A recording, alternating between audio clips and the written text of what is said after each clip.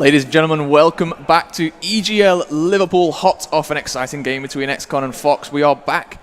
I'm back with two new and familiar faces. We got Toby and we got obviously Fallout with us this time. Welcome to the broadcast. Thank you so much. What a great first match to kick things off. I was in the crowd, standing up, screaming, getting hype. Man, what was done with the sniper in round number 13 from Fox, that was beautiful. Definitely some great Gears of War on display here today.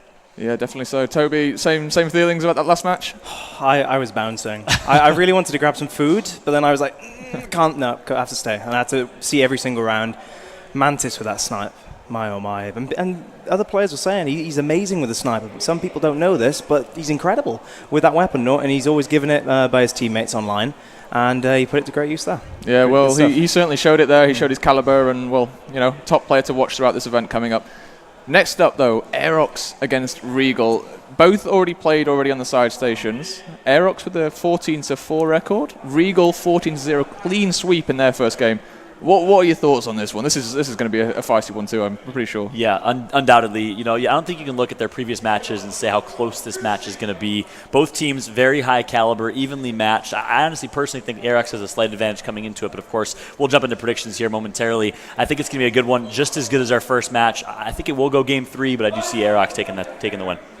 Yeah, I mean, Aerox for me as a team, they've been a bit inconsistent, right? Online, on paper, they are a god squad. Yep. You wouldn't be surprised if they'd come second most events, but no, they've been struggling for top 3 most of the time. And I think, there's that tilt factor. It's the fact that they are such big names in the community. They have so much pressure on their shoulders, but a lot of the time they just don't live up to those expectations. I think they get the better of them. Okay, well, as you mentioned, right, they're a well-known roster. Let's talk about the rosters a little bit more. I know, Toby. We've seen this roster a lot in a while. Recently signed on Aerox. They've just come over from Pandemonium Esports. They're a team that have been around for a long time, always kind of pushing that top 4 spot. And what's their real key like here? They need to break this top 3, this top lead hold, and they're just not seeming to get that every time. And How do they go about doing that now? Because it's a difficult one for sure, right? My go-to advice for them is to just play their game. You don't have to do anything too fancy. They're all clued in on the basics. They have some of the best shotguns in Europe. I know I say that a lot, but these really are like the upper echelon, right? Former Fable, of course, now Space Station GG members. They just need to play their own game. But saying that, against a team like Regal Reserve, who now, those players, the Spanish players, they've proven that they can bang with the best of the shotgun. They do have to do a little bit extra now. They do need to make sure they don't have that many mistakes. And I think that's the key to victory, right? If you play your own game, but also try and be as perfect as possible, don't let mistakes go through, skip through, and just and keep the momentum going when you gain it. Don't lose momentum just after one round loss. Just keep it going, play the game, and they should be able to come out on top. Yeah, and I agree with that. We break down these rosters. You see Regal Reserve on your screen right now. Former member of Lucent Esports in Shadows, a great individual player. All 5 of them, though, love to play heads down with the shotgun. That's their style of play. So keep an eye on that. The question mark for me is, can they work as a team? Can they communicate? Can they team cross? And of course, 4 members of this team coming from Spain. They actually traveled to be here. The last member from France. So they are all an international team looking to compete here this weekend. Meanwhile, on the flip side, this Aerox squad, former Bittersweet, we saw them come in and make some noise at New Orleans, Gears Pro Circuit. And like Toby said, they have the experience. They've been around the block before. Sam and Ash, former members of Space Station GG. So they've played at the top level before. Really, the basics. It's just going to matter of can they perform today. And I think for me, I'm interested to see if their individual skill can keep up with the likes of the 5 on Regal Reserve. Yeah, definitely. These two teams, match up very, very well. We do have the picks and bans ready, so we should probably go through those as we get them up on the screen in just a second. Toby, do you want to take us through the picks and bans? Yeah, Aerox banning Foundation, interesting stuff. I mean, not too surprised, immediately, Regal Reserve, that's probably their favourite map, right? The Spanish players, they absolutely dominate on that map when playing in form. Dam is banned by Regal Reserve, of course, we've touched upon it. Former Space Station GG members, they know that map inside out, so no surprise there. Impact we're seeing again, first map actually, like the last match rather. Harbour Regal Reserve pick, interesting, very interesting pick to highlight. Aerox ban Forge Blitz, of course Regal banning Reclaimed as well, so once again shying away from the mainstay maps are these teams in this event. Final map lift if we need it. I'm liking the Harbour pick there, Fallout. I'm not sure if you agree here, but Harbour for me is one of those it's not picked that often, and I like to see it just sneak into the cycle every now and again. Yeah, I agree. I think it's actually a little bit of strategy there. Harbour is a map that's not played often, just like you said. So this Aerox team we talk about has so much experience. They're going to be great on the maps like Foundation, the maps that are played so incredibly often, reclaimed, and so on and so forth. So picking Harbour, I think, is a slight upper hand for Regal Reserve. I like the play from them. And of course, Lift is in the third map, which I think we're going to come down to. So it's going to be a great one. Impact, Harbour, and Lift. The maps are set, the game is set, and I'm excited for this one. Yeah, it should be a good one for sure. I'm going to go down the line. I'm going to go for predictions and just a little bit of a reasoning why as well, just to give a bit of footing to your prediction. As an old man himself, old Gears of War player, I think experience trumps individual skill always, and for that reason, I got to go with Aerox. You have former European champions in Ash and Sam. They have the experience. I do know that conversation here today. Sam is coming back from a trip to Ibiza, or Ibiza, as you guys say over here, so he is maybe not the most well-practiced himself, or the team maybe not so much either, but I think the experience will trump. Incisive, a great individual player who has so much potential as well. I think they're going to have the upper hand in this one. 2-1. 2-1. I do side by those points, John, but Aerox, I've predicted for them to win so many matches that I have to just go with my gut feeling. And I think, honestly, Regal Reserve, I quite fancy them of just coming out on top here. 2-1 as well. I think we're going to go the whole distance in this one regardless. But I just don't... Aerox, they've been so inconsistent at times where they really should be consistent and have comfortable wins, but they don't. They have all the pressure on their shoulders now, and Regal, they're going to be coming into this fire. And just like the Italian squad just before this one, I think Regal will win this one 2-1. Yeah, all right. I think I'm on board with the Regal train here. I know so 2 for Regal, 1 for Aerox. Yeah, I'm the only idiot that's picking Aerox. No. I think pre-event, I went across and said, oh yeah, Aerox, good team to watch, like top 3, easy, maybe top 2. Looking at the rosters and looking at how Regal have been playing and looking at the first 2 results as well, I just think this is going to swing Regal's way. I think it'll be close, don't get me wrong. I think it will be close. But yeah, it'll be an interesting matchup either way for sure. Any closing thoughts on the predictions there, or are we all right to move on? Yeah, I mean, look, the reality is this Regal team does not have the experience. I keep going back to experience, right? But I think correct me if I'm wrong, I believe the only member of that Lucent Esports squad who, of course, came out of nowhere and surprised is Shadows. I don't believe Dragons, Dysix, or Swift were on that Lucent team, or were they? Maybe I might be incorrect in saying that. The thing with the Spanish community, they've been on so many different teams together. All mixed and matched. Gotcha. This is a different iteration now. Of course, Strikers, a French player. We know all about Strikers. We don't need to. Now he's teaming with these players, and that goes to show, right, that if the veteran of Strikers is teaming with the rest of these on Regal, very good org, by the way, we're familiar with in the European community. I'm sure they're confident in their ability and their experience together. I'm sure they built up a lot of chemistry ready to go up against Aerox. And we also left out J-Rage, too, as part of that roster conversation. Of course, we mentioned Sam and Ash, 4 members of Space Station. J-Rage, of course, played with that roster for the second half of Season 1. I think you guys are absolutely insane off your minds. I got Aerox taking this. But either way, it will be a great matchup between these 2 teams. Of course, first map will be on Impact, and I could not be more excited for the action to kick off here. Yeah, for sure. And as you said, very, very skilled roster.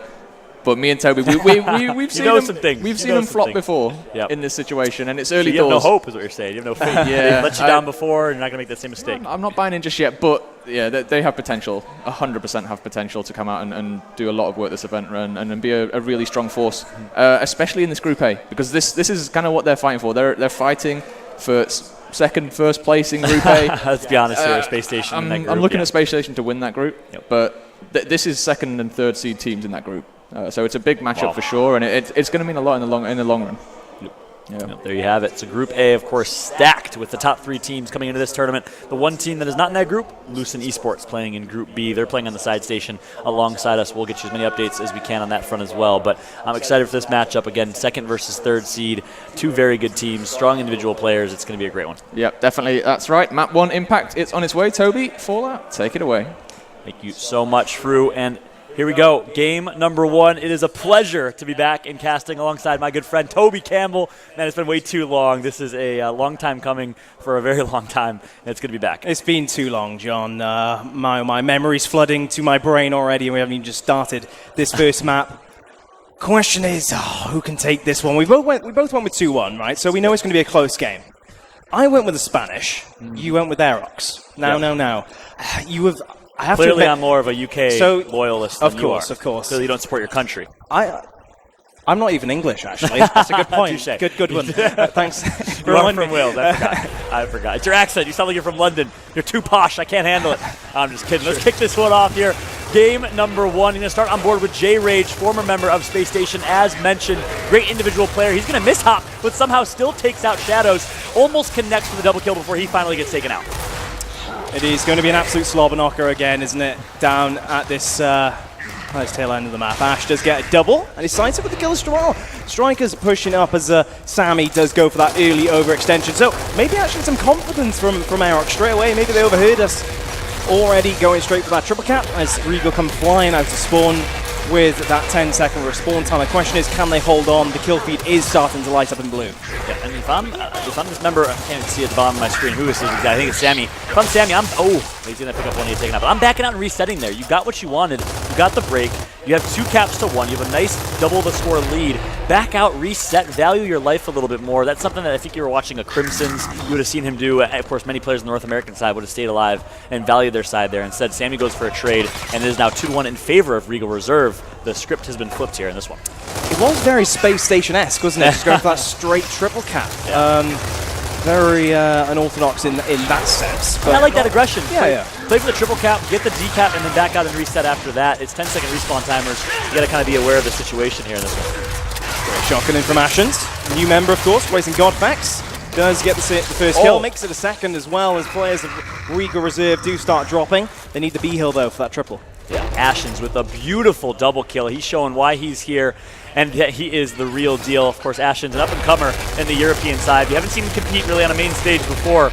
Not sure if he attended the previous EGL, but a great individual player himself. Yep, and there you go. The first round does come in from Aerox, and that continued aggression actually paid off for them. Despite our concerns there, 1 minute 55 that first round. Good stuff from them. And you mentioned it, Ashens, actually a very good player, very quick up-and-comer, extremely quick as he got to the ranks, if you will, of Aerox, J-Rage, Sammy, those kind of players. But there was actually rumours, right, John, of perhaps Ashens being that replacement for Marsh in Space Station. That's how good he is of a player, how he's considered. He's kind of like a new Liam God as such. Many players thinking of him as one of the best in Europe, a really quick up-and-comer. And it's a similar story, really, for this team. J-Rage, of course, was once that new guy on the block who came up in the ranks very quickly. Incisive following that. It's kind of just this is the dream team, if you will, of new players coming and joining the veterans. And I gotta say, Ash, my hat goes off to him. He always finds a way to put together a very solid roster. A great tactician himself is Ash. And I'm interested to see what this Aerox roster can do. Looking strong so far, but of course, as I say that, it's Strikers who takes out J-Rage in the initial. Ashen's going to get taken out as well, so it's all up to, speaking of which, Ash himself to stay alive and value his life. He's going to get flanked. I'm not sure if he saw Swift through the smoke there, but a good start from Regal. Also, the smoke does catch him off guard. Sammy trying to stay alive, but he will get pinched. Dragons will get the cleanup, and it's this time Regal who are pushing for the triple. Yep, Regal, of course, using that Optic Gaming Lancer. Some say it gives you superpowers. We'll see if that's true here today. He's going to get down to the quick pick's going to come through. Dice6 picks up one, and just as fast as we saw round number 1, and half that time, round number 2 comes to a finish as it is a quick 3-cap domination from Regal Reserve.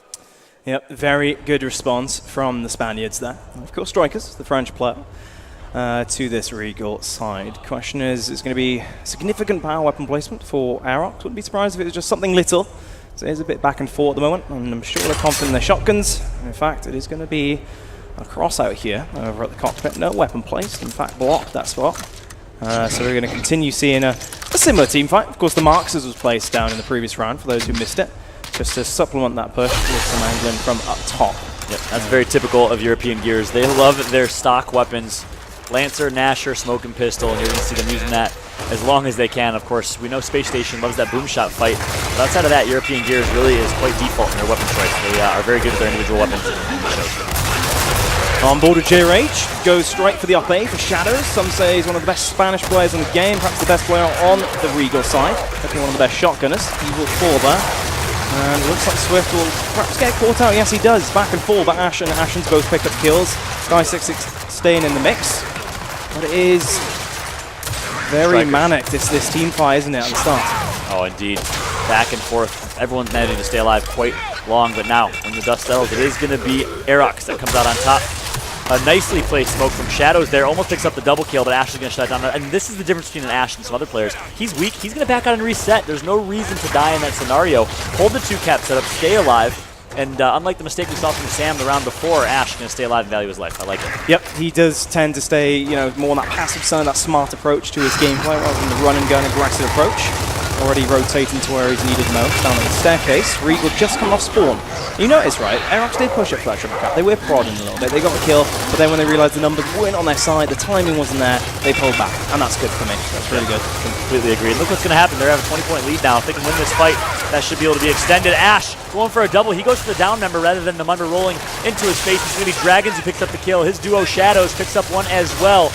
But incisive trades kills. Dragons ultimately is going to come out on top in that fight, and now it is going to be a 2-cap hold for Regal Reserve. Let's see how they play it. Do they hold this setup, and what differences will we see in setup here?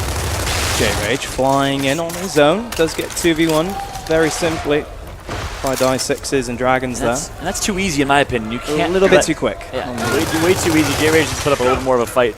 Maybe play it wide, wait for his teammates to come through, maybe get a call out or do something that we didn't know, but instead he's going to be back on 10-second respawn timers. Coming out of spawn right now. Yep, well there's the overhead. Aerox are going to be positioning for their next push. 3 players are in the vicinity of B ready to go. You see the 2 players last out of spawn, just coming over towards the tail side. Smokes will be thrown at this point. Sammy looking for Dragons. Big wraparound shot from them, a little bit of damage. Incisive does find Strikers. Great shotgun in from him as he picks up the double. And Aerox are just going to go wide, and they are going to take B. Very well done indeed. And ultimately, this is kind of the last fight to win them all, I think. This should be an Aerox round. I didn't like what I saw out of Dragons right there. I thought it was a little bit too fancy. He went for a wraparound mental shot and then went for a reaction shot immediately following, or at least an up A, sorry. And both of those shots were not able to connect. I think if he maybe goes for a back A, if there's a little bit more defensive, we'd see a different round right here. But it's the fancy from Dragons. And as a result, look at Incisive, picks up one. With the support of his team, he's going to get a double kill. And this will be an Aerox round. Good stuff from both teams. A few mistakes here and there, we would argue. A little bit quick on the gun. With some of the players on both sides there. So no one really standing out as a top team just yet, but a very good start to this game. Yeah, and Toby, I got to ask you, you know this European scene so incredibly well. I made a comment earlier, they like their stock weapons. What do we typically see in the weapon placements for the European side? Do they like to be a little more aggressive? Do they like their marksman weapons? Yeah, it depends on the players, I think. With Mantis, as I said earlier, he's one of the better snipers perhaps in Europe, and not many people know, but it's kind of like 0 to 100. That's how I describe it, right, in Europe. They don't really go for the mid weapons, the mid-tier weapons like the Torque bow. If they're going to go for a big, powerful weapon, they don't tend to go for the drop shot, they go for the boom shot straight away. We saw it last game. I think you summed it up right. They like their stock weapons, but when a bigger power weapon is needed, they don't mess around in the center. They just go straight to the boom shot. It's a force change without doubt. Interesting. So whereas Echo Fox and teams in the North American side like to play the story out, maybe place a weapon, and it's kind of the accumulation of weapons that creates a strategy for them. It's more all or nothing on the European side. Interesting commentary there. And of course, we've seen that come to fruition already in some of these matches. Shadows somehow still alive, just getting up from that down, blows Ashens away. But great incend from Ash, straight on that cover, not messing around or risking any more deaths on his side. It will be a cap of beat. Oh, Ash, nice little incend on Swift as well, that's an important one. Swift was lurking over towards the enemy home hill, and as such, Aerox can be confident, coming out of spawn, they've got map control, they can just go straight to their positions and set up. Yep. Round number 4 here, Flinks to come through, Dragons picks up one. Keep in mind, neither team capped their home hill, so finally that A hill is going to be capped 20-0 or so deficit for Regal Reserve in this one. Let's see how they play this B hill though. A nice kill from Dragons, opened up the B hill push, and quite easily they're going to get control of that B hill. And look at this overhead map now. You're going to see in the middle of the screen nothing but blue as they're going to hold on to that B hill and set up. But on the Aerox side, how will they play the counter? Looks like they're waiting for some spawns to come through, and it looks like they're going to be going instead for a low E side rotation, pushing towards the A hill. So home and away hills push from Aerox. See if it pays off.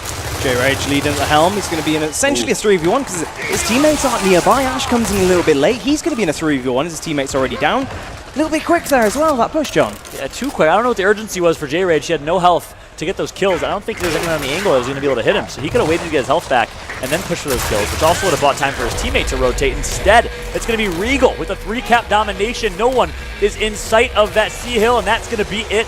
Just like that, Aerox with a nice mid-round push completely gets denied by Regal Reserve, and they're going to hold on. 2-2 is the score. And did we not tell you that this was going to be a close one? We are tied at 2 apiece going into the 5th round. And the kills fairly balanced. I'm looking at the scoreboard on my second monitor.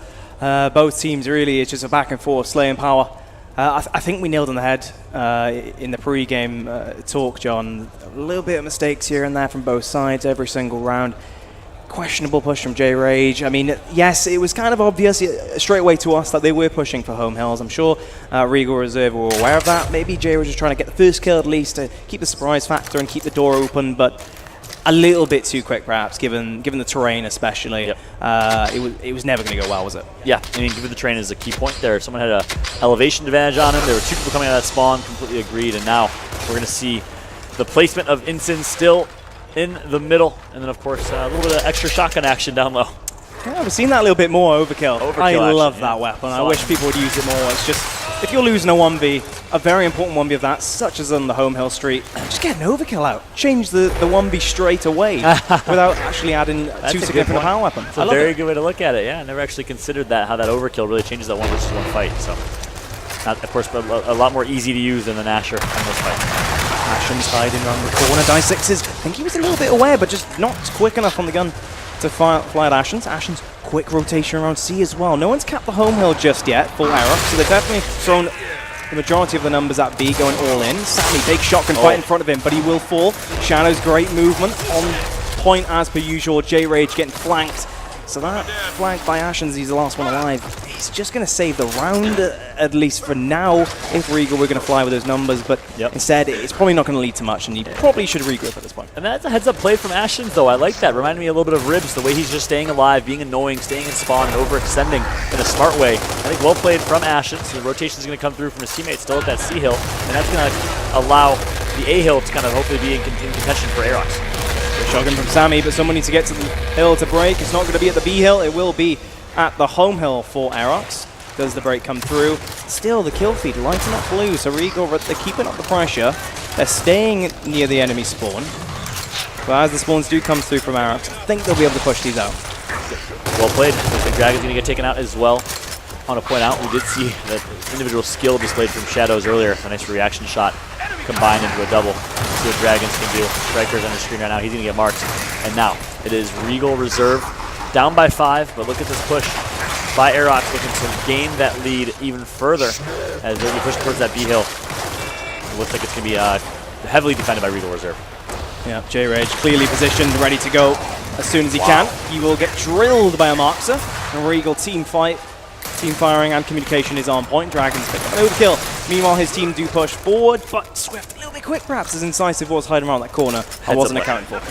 Sneaky play, a little sneaky man from Incisive. That's going to be huge. Ashen's going to pick up 1, make it 2. That's 3 dead right now for Regal. So if I am Aerox, I am going to spring into a 3-cap opportunity. At least grab that B hill. You have to take your fights quick. You have numbers on the map. You cannot let Strikers and Dragons clutch up here. Brilliant movement from Ashens, keeping his distance. His teammate comes around the corner, but he will get outgunned as Die6 picks him up. Incisive comes around the back. And yeah, Aerox, they have the numbers. You see Ashes just across the way, giving some Lancer fire support as well. Sammy does clean up Die6's, and yep, Aerox, they lost numbers in the process, but they did abuse what they had to get the B hill. It took a little long, though. I mean, look how long it took for them to break that B hill. They had the lead just last time I was speaking, and now it's a 20-point deficit. So we'll see if that's going to cost them, as Ashens was trying so hard to stay alive and to get a teammate to rotate through. And I think he did a good job of it, but the teammate rotation was just a little bit slow there. Not sure if he was early or the former, but now it will be a 2-cap setup for Aerox. Here comes the push from Regal Reserve.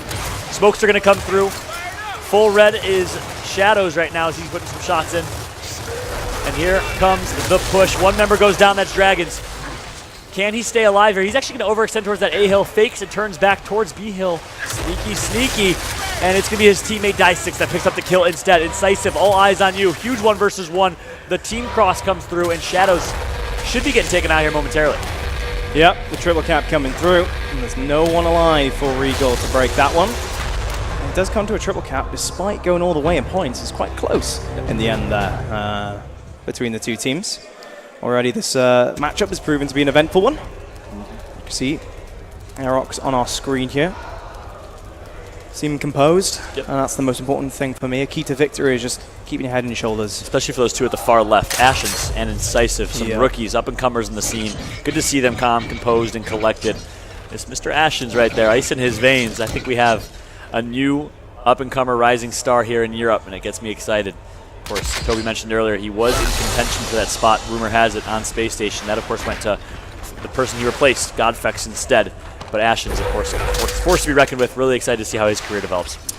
Meanwhile, as we go into the last round of this first half, Boomshot is down at tail. It's the opposite end of the map, so expect the initial to completely flip and all the numbers be sent elsewhere. Rage did pick it up. I think he fell to an enemy, but his teammates do hold on and they win the successive shotgun battles. Boomshot in the hands of Aerox. Numbers as well. Can they turn it into a potential triple though? I like the play from Ash. I was going to say, hold on to that boom, don't waste it. But the respawn timers are so long, I'm not sure if it's going to matter. That should be a 3-cap domination if they play their numbers game well. Ash can be, or sorry, J-Rage can be a little bit late on the C-Hill cap. That might open up an opportunity. All eyes on that A-Hill, as members are just going to be flying there. And this is where if Ash held on to that boom, it would have been so beneficial. He could have picked up a double, actually, but possibly. Instead, he used the boom in a 3 versus 1 Lancer fight, where really he could have taken out his pistol and picked up that kill. Yeah, it's back to basics, really. Rotate the boom shot to the enemy's home hill.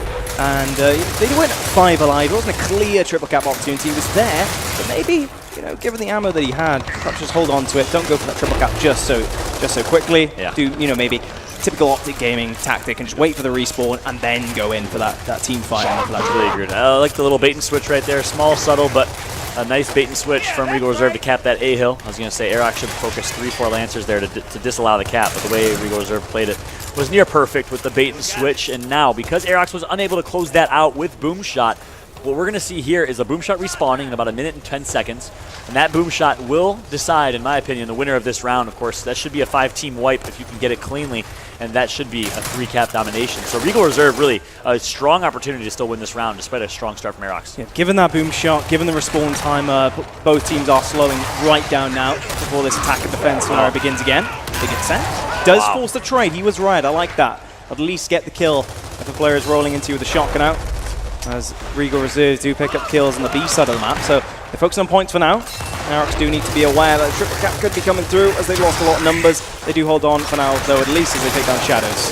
Yep, 2 members dead right now for Regal Reserve. It's going to be Strikers and Shadows. It's a 2 versus 3. J-Rage and Ashens. Ashens going to respawn. Ashens needs to go huge. Tries J-Rage. He gets taken out here. And here comes the 3-cap domination.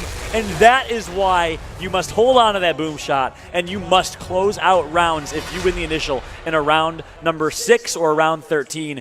A misplay for sure, small, but a huge misplay. That's a whole round cost for Aerox because their inability to close out the round. A heads-up play from Regal Reserve to hold on to that home hill. And you have to give it to them as well, Regal. Not only did they hold on, but they also turned that into a triple cap of their own. The boom shot was coming up. Aerox were set up somewhat, but Regal, they stormed through, won it with enough numbers to be able to push to the enemy's home hill. Yeah, that's a great point. A lot of teams right there would be playing not to lose rather than playing to win. Exactly, on the flip side, Regal Reserve playing with aggression. They didn't even wait for that boom shot to respawn. They called a mid-round push before boom, caught Aerox off guard, forced a suicide from the instance player, that was Ash, and were able to win that round. That's a heads-up play for Regal Reserve. Well, the second half is upon us. Shadows finding Ash. The team fight continues now. This time, it's on the home street is this location of impact.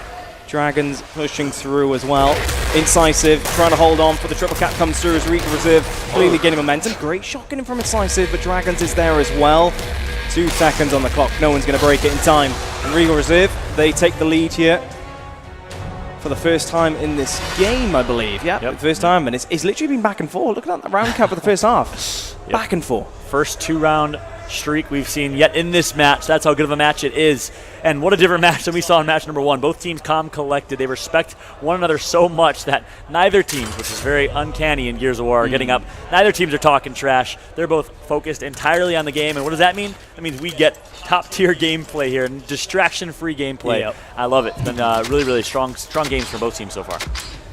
Aerox starting things off, the passive weapon placement, or lack thereof, rather, between the home streets. Or home street. And I don't think things are going to change up too much. It's going to be a basic strat, right? 3 players of each team on the home street, 1 cap in the hill at the back. And 2 players, both teams combined, coming to the middle. So Shadows versus Ash. Ooh, straight out of that roll, he recovers the Shadows straight into a back A. Very difficult to do on Gears 4 compared to previous Gears games. But already is he trying to flank There's enemies here. Great up A on J-Rage, catching him out between the shots. Ashen remains alive, though. And some brilliant movement from Shadows. He makes every single wall bounce count. He's not up-Aing unnecessarily. He's not going for silly reaction shots. Shadows actually with some strong movement. I'd compare him kind of like to a Summons, who's very methodical with their movement in the North American side. Well, while all that was going on, the E-Hill has been captured by Aerox. The COG side of Regal are pushing heavily in the home straight. 4 players here sneaking up. I don't think Aerox actually have vision on that. There's no visibility there. The players are scattered across the map. They are aware, though, now that players are storming through the smoke. I don't know how many there are, though. You're going to have to hold on. How are they going to play this? It looks like it's Strikers that wants to break the hill and back out, but it's actually his teammates maybe not on the same page right there. Perhaps the language difference. The one Frenchman on his own. He's going to get taken. He's actually going to be left out of the fight. Now Strikers back in the fight. Going to full red one. Ash, speaking of full red, he's hurt himself. Finally, Sammy's going to rotate his former teammate on the space station side before finally getting taken out himself. Recap domination. Big 1 versus 1. This can decide the round here. And it's going to be Ash that comes out on top. Brilliant shotgunning by him at the end. Yes, he missed shots at the start, but he kept his distance with Strikers. He got the meat shield down, and he did it textbook. No risky plays going in for that one shot as the klaxon started ringing for the potential triple. Nicely done from Ash. I want to ask you, Toby, we saw an aggressive push from Regal Reserve, home and away hills. They're down by 1 hill. And you saw them, Strikers wanted to back out, the rest of the teammates wanted to stay. What do you think is the right play right there? Do you think if you can back out as a team, get the break and reset, is that the better decision, or do you think you should stay in that fight? I mean, as soon as so many deaths came through and it became a 1v1, yeah, commit, of course. But before that, it was a risky play. If they'd lost that, Aerox would have been overextending. So perhaps play it safer, reset, wait for the respawns coming through, especially given the short spawn time. Yeah, well said. Well said. You have a break especially. 2 kills. Make that 3 kills picked up for Regal. That's 2 alive for Aerox. This could be a 3-cap domination here at a minimum. It should mean the F-Hill is broken, but all eyes on that F-Hill as we'll see people, no, actually, they're not going to decide to go for that F-Hill. Sammy's going to shut that push down real quick with a kill over Shadows. Pushing up just a little bit, angled from the middle. He knows his teammate in J-Rage is kind of extending just a little bit towards his position. So yeah, they are going to go on this, I believe. He's only clocked 1 player. 1 is coming out of spawn though. Sammy trying to level the numbers quickly, or at least give the numbers advantage to them as they go into the enemy spawn. Die 6s will fall. Nicely done from Sammy. He keeps his health. He knows his teammates are coming. What a wraparound shot from Shadows. He shuts him down. But the push maintains itself. Actually, a real response as Swift and Dragons set their eyes on Ash. Oh, Swift, that's a huge play, breaking that F-Hill. And look at the score here, 180 apiece, but it's going to be all red at the bottom left of your screen. Aerox should be able to close this one out thanks to those kills, even if that D-Hill is broken, unless it's capped quickly, which it could be. Big 1 versus 1. I wonder if there's anyone on Aerox sneaking away to the E-Hill. If they can break that E-Hill, they win the round. Instead, they want to win off of the away hill. Finally, that E-Hill will be broken, and this will be an Aerox round. We are tied once again at 4 apiece. Brilliant gameplay here from both teams. Ultimately, it is Aerox, though, that edges them out at the end of the round. It is both teams just going on their slaying power and basing everything off that, isn't it? It's no unique strategy coming out from both teams. We've seen it before, but they're executing it very, very well. And it's a question of who's countering said plays as predictable as they might be, given that it is back to basics at this point in time in terms of determining who comes out. Yeah, and look at the stats, too. You see almost 18, 19 kills for all members of Aerox. Meanwhile, J-Rage holding down with the support. We're used to seeing that on his end. Of course, back in the Epsilon days, he did the same. Meanwhile, a lot of kills in the hands of Regal Reserve, but it is Aerox that's actually outslaying Regal Reserve, so showing some great individual skill here. Marksters are down, of course, Parking and Hospital from Regal Reserve this time round. Ashens does posture for potential team fight here. Further up. Regal sitting back for Mark, still has to be careful. Die 6s are aiming him. No pressure, of course, on the Die 6s, so he has to jump up and down on that aim. He can just focus hard on Ashens with the 0 pressure upon him. Yep, Sammy and J-Rage do get kills, though, Oscar. And those are big kills, because that's 2 in a row for Regal Reserve. They have a 5-on-3 numbers advantage. If Sammy and J-Rage don't go big right there, this could be a Regal Reserve round quickly, but still might be, actually. Triple cap's coming through. Not going to be decapped. It's going to be broken, though. Finally, that E-Hill, thanks to some plays from Sammy, is going to be broken, and it's going to be Aerox that's able to stay alive. The respawns come through. Ashens takes out 1. All up to Dragons. He gets taken out as well. Good job by Aerox holding on, but barely. And look at the damage that's been done. 35-point lead right now for Regal Reserve. Once again, impressive shotgunning from Aerox. Despite backs being against the wall there in the enemy spawn, they do hold out. Shadows and Co, though. Strikers getting the control of E, as Aerox players do rotate over and provide a lot of pressure in the form of Lancer Fire. Sammy, great angle taken from him. Cover from other players, although he is flanked in the meantime, so it's anyone's hill at this point in time. Although Shadow's taking out his teammate Strikers, that's probably the nail in the coffin there. Unless Regal Reserve can come straight off respawn and funnel down to that hill. Incisive will be picked up by Shadows, so definitely still in this. And honestly, I'm very impressed by Shadow's gameplay. Right there, he was full red. He got the down from his teammate. A lot of people would have just up-aid, even though they were full red for that kill. He waits to get his health back, values his life. He finally does get taken out, losing a proper 1 versus 1, but smart plays from Shadows. He's been playing incredibly well. Every single bounce, all of his movement is so well thought out. I'm like what I'm seeing from Shadows right now coming from Spain. Yep. Memories perhaps of, say, optimal toy soldier running around, bouncing as fast as you can, but every bounce being thought out, every bounce being effective, and not just blindly spamming that button. Nicely done from Shadows as usual. Dissexes, picks up the marks while his teammates are going to work on the F-Hill. Here he is again, Shadows moving around. It's going to be 3v1. Ashen should fall, but he does get the trade out. So well done from Ashen. Perhaps Shadows that time around should have been keeping his distance to make sure he stays alive. I was about to say, I have to eat my words here because no reason. In a 3-on-1, aspiring Gears of War players take notes. A 3-on-1 and your home hill, no reason to die right there. Roll backwards, take out your pistol, let your teammates do the work, stay alive in that situation. Instead, a trade that was unnecessary. But it is a huge lead for Regal Reserve. I'm not sure if it's even going to matter here. This is a Regal Reserve round unless we can see Aerox string together some kills here. Final push from Aerox. 3 or more players flying at the F-Hill now. E-Hill hasn't been capped, by the way, so they only need to decap this one just to keep the round going. Pause it for a second, if you will. Sammy pushing up down to the right. Big up back A from Dragons, and he gets the up A as well. That's a round winner for me. F-Hill not going to be broken in time. Regal Reserve, they pick up another one. Dragons, nice double kill to hold on right there. 5-4 is the score in this one. Again, clashing of the two titans over here on European soil, and they are just trading punch for punch in map number 1. It's been a pleasure to watch so far. 20 bomb for Shadows and Dragons, the duo coming over from Spain. Meanwhile, on the Aerox side, we see 19, 18 kills for 4 members of that team, playing incredibly well. 20 bomb in the hands of Ashens, the young star himself. Question for me now, as we're approaching that 7 score limit there of this map, is it a different weapon placement you could consider now? You've been going back and forth, right, John? It's pretty much simple. It's predictable gameplay and pushes. Nothing too ridiculous with weapon placements or surprising. In fact, they're just going to go with a simple incense in the middle.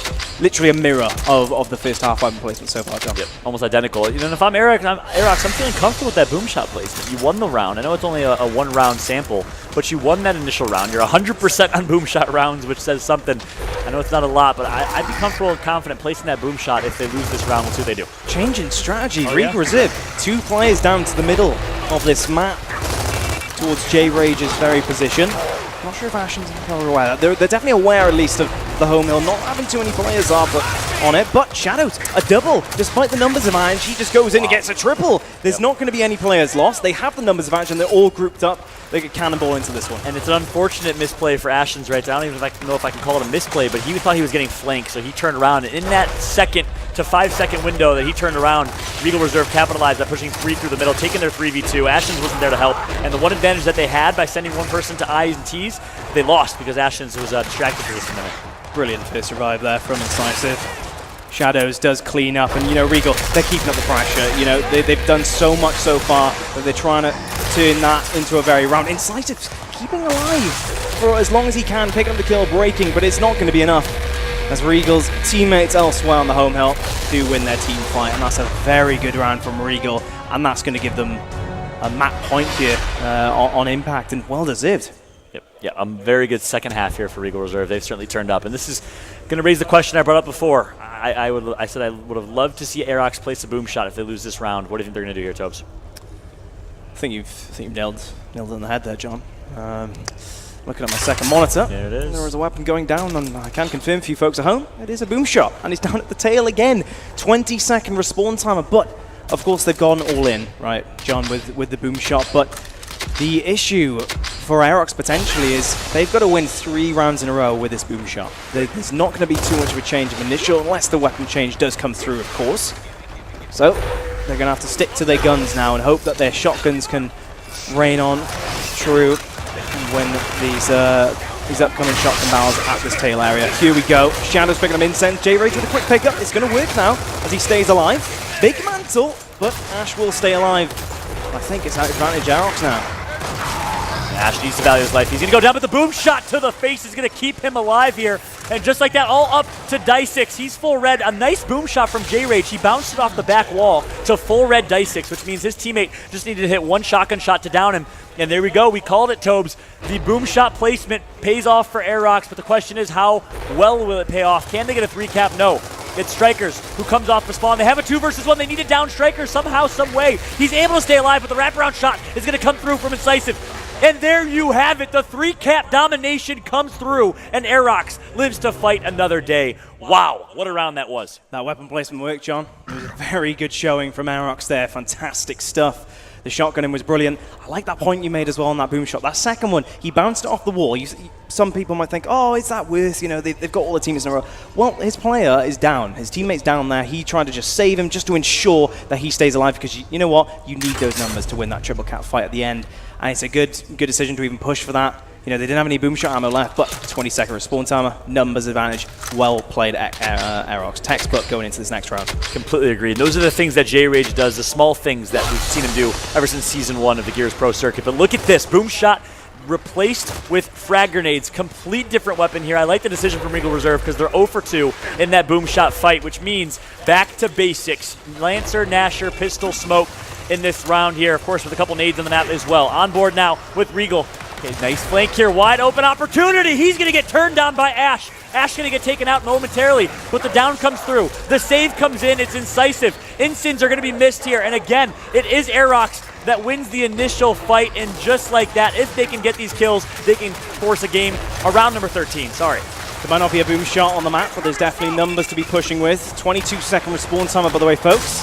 But it's a risky push, perhaps in their minds, given that they only have to lose one push, and it could be the end of this map, but opportunity presents itself. They're still pushing up just a little bit. J-Rage is lost, meanwhile, and Ashens picks up a kill elsewhere. I want to point out here, 2 members dead for Regal Reserve. One thing that Aerox has been doing a great job of this round is finding their numbers and taking their advantages. Can they do it now with a 4-on-3? I don't think they're going to be able to, so instead, they're going to back out, they're going to reset, they're going to hold the 2-hill setup, and we all know what happened the last time they did this. Regal Reserve bounced back, punched them in the face, and stole the round 6 in the first half. Let's see if history repeats itself here as Regal Reserve coming off this respawn. We'll see how they decide to play it. Many players from both teams congregating at this tail now. It's going to be one player, Swift, trying to flank grab Ash with a double frag grenade, so that's going to end that push and that flank straight away as Aerox clock on to that player. Swift stuck in no man's land at the moment as players do swarm him. Kills being snowballed into more and more as Aerox pick up a score lead, and they're going for this triple, John. And there you have it. We said, will history repeat itself? Ash says to death with history as the 3-cap domination is coming through here, and that is going to be around number 13 yet again here at EGL Liverpool. Could we have asked for better gameplay? We've been saying it from the start, John. The roster changes across the whole community have led to what has been a massive mix-up in potential results. This is 2 top 4 teams going up against each other, and already they're going all the way in this first map. I expect to see a third map, as you perhaps rightfully said yourself, John.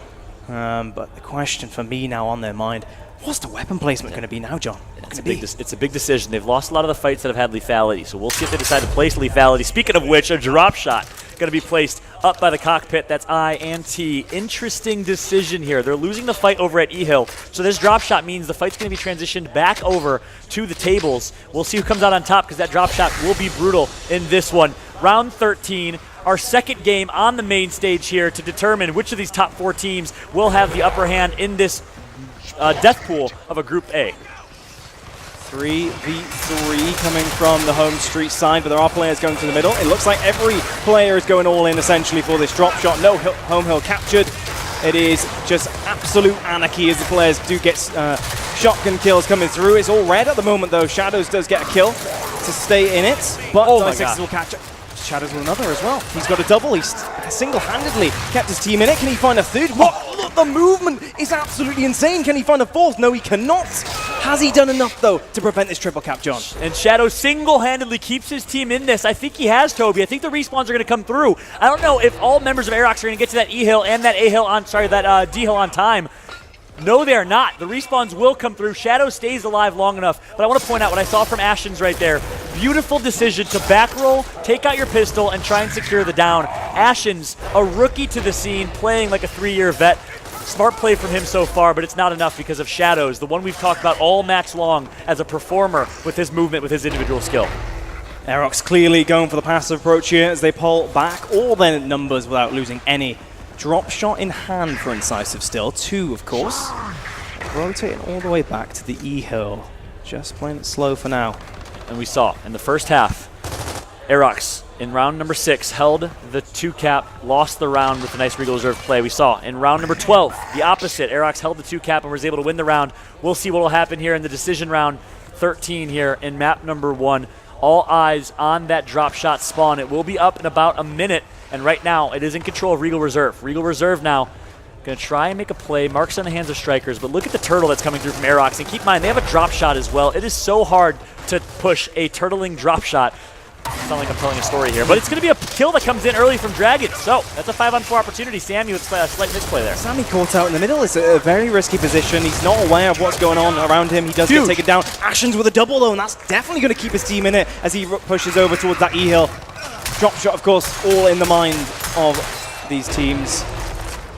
Wow. Is that a cross map down? Yes, it is. Wow. Cross map down from Striker's not going to matter. I think Ashen's took the down on purpose, knowing he has a revive coming through. And I got to say, I am incredibly impressed by Ashen's. Speaking of impressed, J-Rage with the double kill here. That's a 5-on-3 right now. Make it a 5-on-2. You have numbers. You need to take these numbers. Take your 3v1 and your 2v1 on the other side of the map. A beautiful drop shot from Incisive, the other rookie here, as it should be an Aerox round. All eyes on this last member of Regal Reserve. It's Die6. He gets taken out. The 3-cap domination's coming through. Dragons somehow still alive here.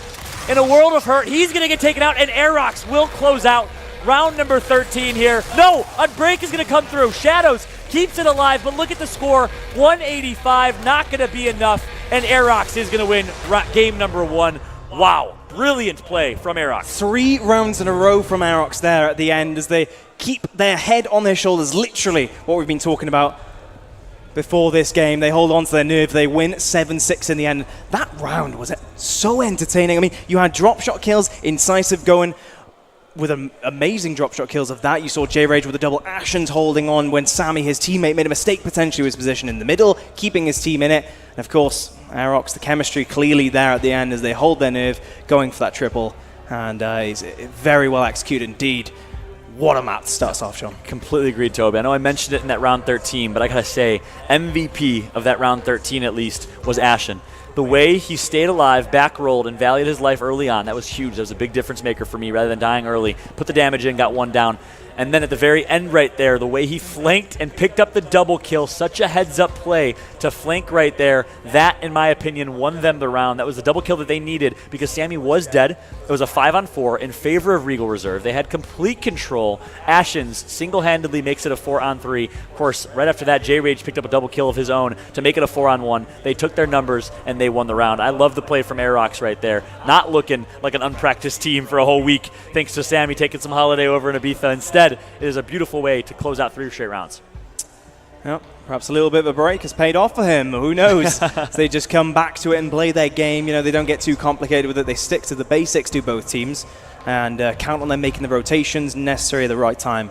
Yep. And it paid off for Aerox, but it was a very close game, wasn't it, to start off? It was. And I got to ask you, Tobes, you did mention in the pregame this Aerox team has let you down in the past before. Is this something we haven't really seen from them, their ability to close out games, round 13s? I know we saw it a little bit in New Orleans, but is this a different Aerox team this time around? I think a lot of people would perhaps say as soon as Regal picked up the pace in the second half, that, you know, maybe Regal are just going to run away with this. You know, maybe they're going to snowball that momentum. Spanish, you know, they really do snowball on momentum. Usually Aerox the opposite when they start losing. But no, a little bit surprised I am actually at them keeping their heads there and responding to each round. No one was making any glaring mistakes. There was clearly, like, you know, no chokes or anything of that nature. I hate to use that word, but yeah, Aerox might be a team you might associate that with in terms of previous performances. But Harbour is the next map, John. An interesting one. We don't see it often. Aerox, you know, as a base of a team, they've been playing together loads. I'm sure they've practiced lots together. Of course, equally so with the Spaniards. You know, they've been in different teams, or a mixture of teams. All the Spanish community have played together once in a while. And as such, you'd expect them to have the chemistry and the know-how of who's going where, who's the best player for what position. So this could prove to be a very entertaining second map as well. Yeah, I couldn't agree more. Interested to see how Harbor plays out. And, one thing we did see, I wonder if it'll continue to be that way, but anytime a boom shot was placed, anytime we saw some lethality, we saw Aerox have the upper hand. Of course, the drop shot in round 13, the 2 boom shot rounds we saw actually make it 3 boom shot rounds we saw total on that map. So 4-0 in wins, in the initial at least, from Aerox with that boom shot or drop shot place. So you wonder if that's going to play effect in Harbor map number 2. Do you think we'll see some more lethality in our weapons? I think so. I think given the map Harbor, I would not be surprised if EU, keep to the usual EU guns of stock weapons and only up the ante with a boom shot of Nestor at the end. Wouldn't be surprised, but equally so, a sniper on this map can be lethal in the right hands. Some great snipers on both sides, and especially that the top stern is a prime position for just that. I think what we'll see with Harbor is more of the same with Impact, a bit like attack and defend, right? There's a clear place to try and set up. On this map, it's the stern, height advantage, and I think it's going to be who is the most on point with those rotations, right? Who pushes for the home hills, especially in that second half. Those home hills, they do get quite hectic. You are running from one hill to another in clear sight line of stern and winch control, so it all depends who's got the best communication, who's the most on point, especially in that second half. We'll see. All right, so rotations, communications, and some sniper play being predicted here for Toby. Going into map number 2, we'll of course see if that comes to fruition, but I completely agree. Rotations and comms will be important. This Aerox squad you see on your screen right now, on the left side of your screen, you got Ashens himself. The newcomer to the scene was just picked up by this roster, playing alongside Incisive, who many said was also an up-and-comer here in Season 2. They're, of course, alongside Ash, J-Rage, and Sammy, former members of Space Station. Everyone knows them as the veterans in the scene. And again, many would assume Ash, the captain of this team, he does have an ability to put together a roster. We've seen him do it before, and I think we're seeing him do it again. I like this squad in Aerox. Of course, they're competing for a lot right now. Pro points are huge, and the ability to be flown out by the Coalition and Xbox to San Diego for the San Diego Open event that will be taking place September 28th through 30th. So a lot more on the line here than just that $20,000 prize pool. We also have pro points and a ticket to San Diego. Yeah, you do have to give it to Ash. It's a very good point. Since leaving the Epsilon roster, he has really stayed in the mix, right, in the competitive meta, if you will, of Europe. He's always had a top team fighting for that first and second position. He's always been on what would be considered a top 4 team since then. On paper, there should be the third best team, right? You'd expect them to beat Regal Reserve. Yeah, it might be a close game, but it's been more of the inconsistency from Aerox and more of the Spaniards coming out of nowhere and really being aggressive in their gameplay and it working out for them, right? And coming up the ranks very quickly. Yep. And just to touch upon that, again, as such, Regal, they will not have as much pressure you'd assume as Aerox do. Yeah. I think Aerox winning that first map, it's going to be very uplifting. I think if they lost that, I would definitely bet on a reduction in performance in the second map from then. And as such, very demoralizing. good.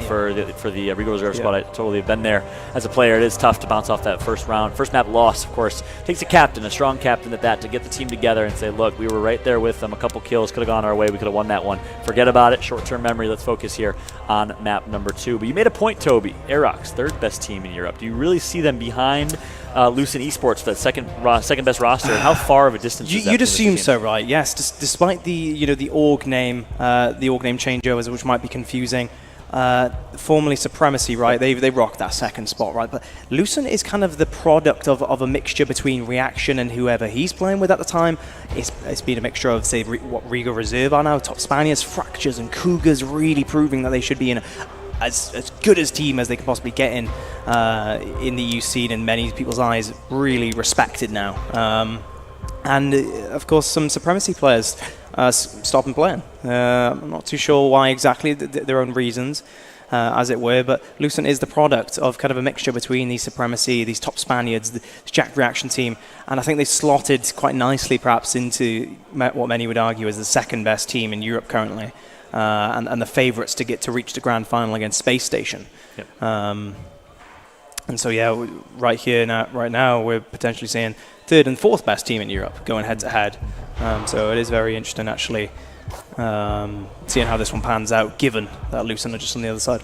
Yep, well said. And of course, a big shout out to GT Omega Racing. You see them at the top right of your screen, our partner for this event, who made this all possible, by the way. Of course, helped us reduce team pass amounts and helped a lot of these teams get here. So, gosh, supporting the Gears of War community in an amazing way. We cannot be more thankful for GT Omega. Make sure to go show them some love on social. Of course, get yourself a nice gaming chair as well. I personally need one. A lot of people have hashtag get rid of Fallout's wooden chair because I use a wooden chair at home. So maybe I'll pick myself up. You use a wooden chair at home? It's horrible. John. Like a 1930s built. I think my grandmother made it. I use a wooden chair too. No, you don't. I honestly do. Oh, I'm my gosh. about to say. This is tragic.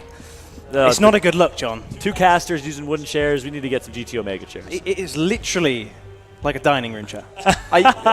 It's fully wooden. Nice cushion at the bottom. Oh, you have a cushion. I don't Nice have a cushion. I have straight wood. Straight wood. Yeah, like buttocks to wood. I mean, Down. it's brutal. So you care about the posture, sitting up straight rather than sinking into the comfort of the chair. Sure, that's why. We both need chairs, John. We do. Can we take some pictures, compare chair for chair, pick for pick? I think mine's worse. We'll get a Twitter vote going. We'll see what happens here. But yeah, it's a tragic situation here. It's been a blast, though. Speaking of not tragic, is casting with you again, my friend. It's been way too low. When was the last time we had a chance? Was it Paris? No, don't say it was Paris. It's been a while.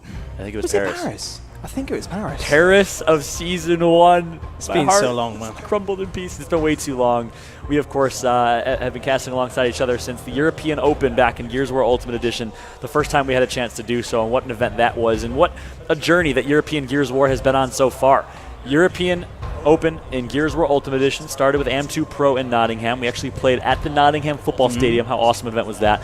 We, of course, took a big train, the top 4 teams, all the way to London. That was a fun train ride, by the way, where we had the top 4 teams compete. Of course, Team Envious was alongside the 3 European teams in that one at the Gfinity Arena in London. Great event that was. So great that Gears Esports decided to invest in the future of European Gears with an event in London, an event in Paris in Season 1 of the Gears Pro Circuit. And ever since then, EGL has really stepped up and taken the reins of European Gears of War. We've had EGL London, EGL Sheffield, EGL Liverpool, all in Gears of War 4. Am I missing one? EGL London again as well. London again. Yep. 4 EGL events in Gears 4. That's amazing. That's awesome. Big shout to EGL. Not only is the quantity of the events that EGL have been so kind to put on for us, but the production quality, John.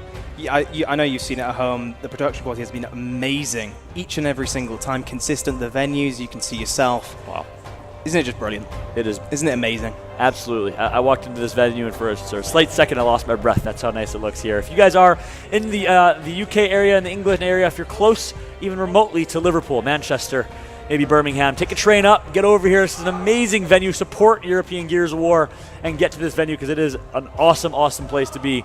A great community here in Europe. I have a lot of love for the European side of things. And of course, our apologies for the slight delay here. Looks like there are some technical issues on the main stage. The lobby is currently being rehosted. I think the game dropped, so we're just doing a little bit of filling here. Again, our sincere apologies for the delay.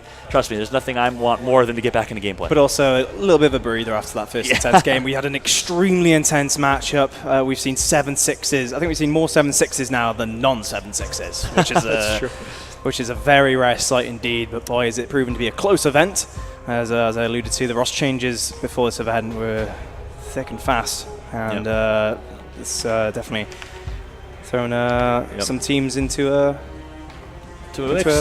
mix. I guess. I like it. And here's the thing, and I think I like the fact that we have a little bit of a chance to take a breather. I want to pull up my the chat real quick because I want to get the chat involved. I know we have some people watching out there, maybe Bruza, maybe Schlu, that would love to engage in this conversation. But here's one thing that's interesting. I want to throw it out there. Marsh, no longer on Space Station. Everyone knows what happened there. That opens up a wide open opportunity for Marsh to come into the mix, form a team of God Squad, maybe a God Squad if he can, 4 gods alongside himself, and take the leadership role that I think he's always wanted to fill within a team. I think he has a little bit of some of those leadership capabilities. I would be really interested to see if Marsh decides to continue playing, what he does, who he plays with, and wow, would that change things in the European side? What are your thoughts? He's a very intelligent individual in and out of game, is Marsh. Yes, he's solidified his name as a big name in the community now, but he was an up-and-comer, right? He's come all the way, straight to the top, it seems. And it's not due to a mistake, right? Or luck, it's pure raw skill, it's smart, and I think he's got the pedigree now to actually build a team of his own, potentially.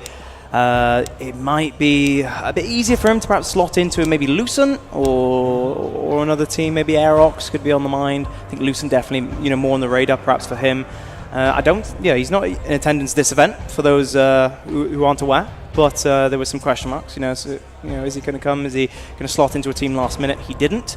But you wouldn't have been surprised if he did last minute, because he is a trophy. If a team can bag him for sure, because he's an extremely good player, isn't he? Yeah. So I want to ask you guys in the chat. Let me know, what do you think? What is the God Squad that Marsh would need to put together to contest with this space station? Speaking of God Squads, the space station dominating Legacy on the European side. What's the best 5 to compete for the #1 spot? And is Marsh on that team? Is Marsh not on that team? We'd love to hear from you. Of course, we have map number 2 kicking off right here. Of course, European Gears of War in an interesting state right now. A big decision in that state is if Marsh continues to play. We'll keep some coverage and some discussion on that throughout the weekend. But for now, map number 2, Aerox going up against Regal Reserve. Of course, as I say that, it looks like someone was not able to join the game. So we can continue the discussion. Toby, your thoughts. What is the second team of 5 best players in Europe, of course, behind Space Station? I know that's a loaded question. That's a tough one. I know it's a tough one. But you know what? You got to ask tough questions. If you don't ask tough questions, you don't accomplish much. Let me hear it. I mean, I won't lie. I've thought about this myself. As soon as this happened, I was thinking, where's Marsh going to go? What's he going to do? I think Space Station for a while, especially when Marsh was in that team, I think they had the best 5, right? I think that was the top 5 you could possibly put on paper together, and that really did show in the results. And their teamwork, their chemistry, their practice against American teams, it was coming through well for them. For a second best team, I would like some of these French players, some of these Supremacy players to come back, to be honest. Okay. I think maybe not Baghdad, just... Baghdad, definitely Baghdad. I'd throw him into the mix. Another player that comes to mind that's just sprung to memory, Angels. We haven't seen him in so long, but he was such a dominant Slayer back in Ultimate Edition. He stopped playing the game. He would definitely be on the radar. Regal Reserve players, some of these players, strikers. I think he could be thrown into the mix, to be honest. A hard-hitting player. Zorkos is probably... Is that the 5? You just named 5 players. Is that 5? Is that the 5? Angels, Baghdad, Zorkos. You just said strikers and Marsh. Is that your 5, Toby? I was just throwing names out there, John. You took the political answer, and I don't like that at all. Not even one bit. I can name you 5 right now off the top of my head. John. And I'm not even European. Go. I'm from Chicago. That's not even Europe. 5 players in Europe to compete with, compete with Space Station, but the best chance to compete with Space Station. Marsh, Ashens, I've liked what I've seen from him so far. Incisive. Reaction. I don't know if they would mesh as a team. I'm just naming 5 players, and I'm spitballing. Reaction, and I'm going to go with... who is Reaction playing with right now? Well, I'd say Zorkos. I'm going to say Cougar as the 5th. Oh. Bam. 5 players that would compete maybe with the leadership of Reaction. Reaction and Marsh might butt heads a little bit. That might not work, but I was spitballing there. Either way, a big shout to you guys in the chat. Thank you guys for holding on. I saw some interesting comments right there, and really good comments from Andersay, who said Marsh should move to the USA and join Ghost. Marsh should join World Best Australian Love. That'd be an interesting thing for sure. Straight away. That's an interesting conversation. That is for sure. Appreciate the insight from everyone in the chat. Let's jump back into this one. Game number 2 here. Regal Reserve versus Aerox. It is Aerox up 1-0. If you guys missed game number 1, oh my gosh, you missed a treat, as Aerox won 3 straight rounds to win the game 7-6. Of course, round 13, they clutched up thanks to some plays from Ashens and from J-Rage. And now it is a huge game number 2 here to see. Can Aerox win this 2-0? A little bit of a break for these teams now, as we did have some technical issues. Sorry about that once again. But they are straight back into the mix as players are flanking left, right, and center. Sammy trying to overextend. But the triple is starting to blink already for the Spaniards, as Aerox are getting outslayed actually straight out of spawn. They're not going to reach any hill. Nowhere near are they going to be to break in that hill. Under a minute it took for Regal Reserve to take that one, and they are starting the game off strong. And what a way to bounce back right there. Regal Reserve loses 7-6. You did mention perhaps a little bit demoralizing, especially when you lose so close but so far in the way that they did. But to bounce back the way as fast as they did in round number 1, I think is good for their psyche. And of course, look at that. Maybe they were listening to us in between maps. But a boom shot placed right away from Aerox. We said that they were 4-0 with lethal weapons in game number 1. They won 3 boom shot rounds and 1 drop shot round. They're going to place the boom shot straight away here in game number 2. What that screams to me, John, is that they are not happy with that Winch and Stern fight. I guess they're giving a lot of respect to Regal Reserve. They're not giving themselves a chance to win that initial. Instead, they're flipping it completely on its head with a boom shot down bottom. It's going to be a cluster of a shotgun fight left, right, and center. Ashens, quick pickup from him. He does dispatch of Swift. Shadows is going to get taken down by Ash. And Incisive does pick up the kill as well. And now Aerox, that weapon placement seemed to have worked for them. Maybe 5-0. Don't want to speak too soon here. The down's going to come in on die 6. That's 2 dead. All up. Oh, what? It looks like he just ate a boom shot, but not going to matter much. That A-Hill's still not capped, though. I wonder if they have anyone backtracking for that A-Hill, and that is the difference between some of these European teams. I saw in the first game with Fox. Oh, missed kill right there. But they don't have someone dedicated as an anchor to go back and cap that A-Hill, and it costs them. Huge plays right now from Shadows. I cannot speak higher about how he has played. Shadows performing very well in game number 1 and performing once again in game number 2. Yep, he's going to break the B hill. Regal will definitely have control on B and C, so they're not out of this just yet. Aerox with about a 30-point lead now, as the boom shot, of course, was exhausted. And both teams will be thinking about setting up there for that one. Remember, the winch control is going to be very important in securing that boom shot, but does Swift flank round Ashens. He picks up that kill. Ash and who is that? That'll be that Sammy, just on our screen. Name covered up on our side. He's going to be just in the mix. Ash and Aerox, ability to close that round out, and that is brutal. You have a boom shot, you have a 5-on-2, and you still can't close it. Shadows made some huge plays, and it looks like Regal Reserve now going to get the free cap domination. They don't even need a boom shot. The boom shot's going to be respawning. Of course, that B hill finally going to be decapped. Boom shot is spawning here. Any second, the boom shot will come up, perhaps in the next 15 seconds. So all eyes on that B hill, all eyes on that boom shot, and it's all up to this member of Regal. In a 1 versus 1, it's going to be Incisive that comes out on top over Swift. He goes down. The 3-cap domination comes through, and no one is in distance to break the hill in a 2-0 lead for Regal Reserve. Your heart must be sunk to the ground right now if you're Aerox. You have boom, you have a 5-on-3, and you're not able to close that round out. Regal Reserve, just to clean up that round, they just won their shotgun battles at the end of the day. It was just split up players on both sides, and Regal relied on their ability, the individual ability to hold on and to clean that one up. So 2-0 is the score right now. A strong start for Regal Reserve. A block, by the way, John, from Aerox at the top of Stern, which even highlights further that they want this fight a boom shot. Yeah, they love it. The issue with setting up for this boom shot in mid-round is that there is zero cover to sit there and posture. You really need numbers. You need to get those kills. Otherwise, if the other team gets Stern control, even if they're down bottom in the middle, they can anger you out. Yeah, that's a great point. Really what you need is a coach, because you need to get there exactly at the same second that boom shot spawns. You can't afford to sit there and wait for the boom to spawn up. Ashens right now full red. Wall bouncing, staying alive somehow, still alive as he finally going to get taken out, but not after he puts a full red shot into Die6. Incisive is going to pick up the kill and pick up the boom shot as a reward. Nice job by Aerox. They barely win the initial yet again.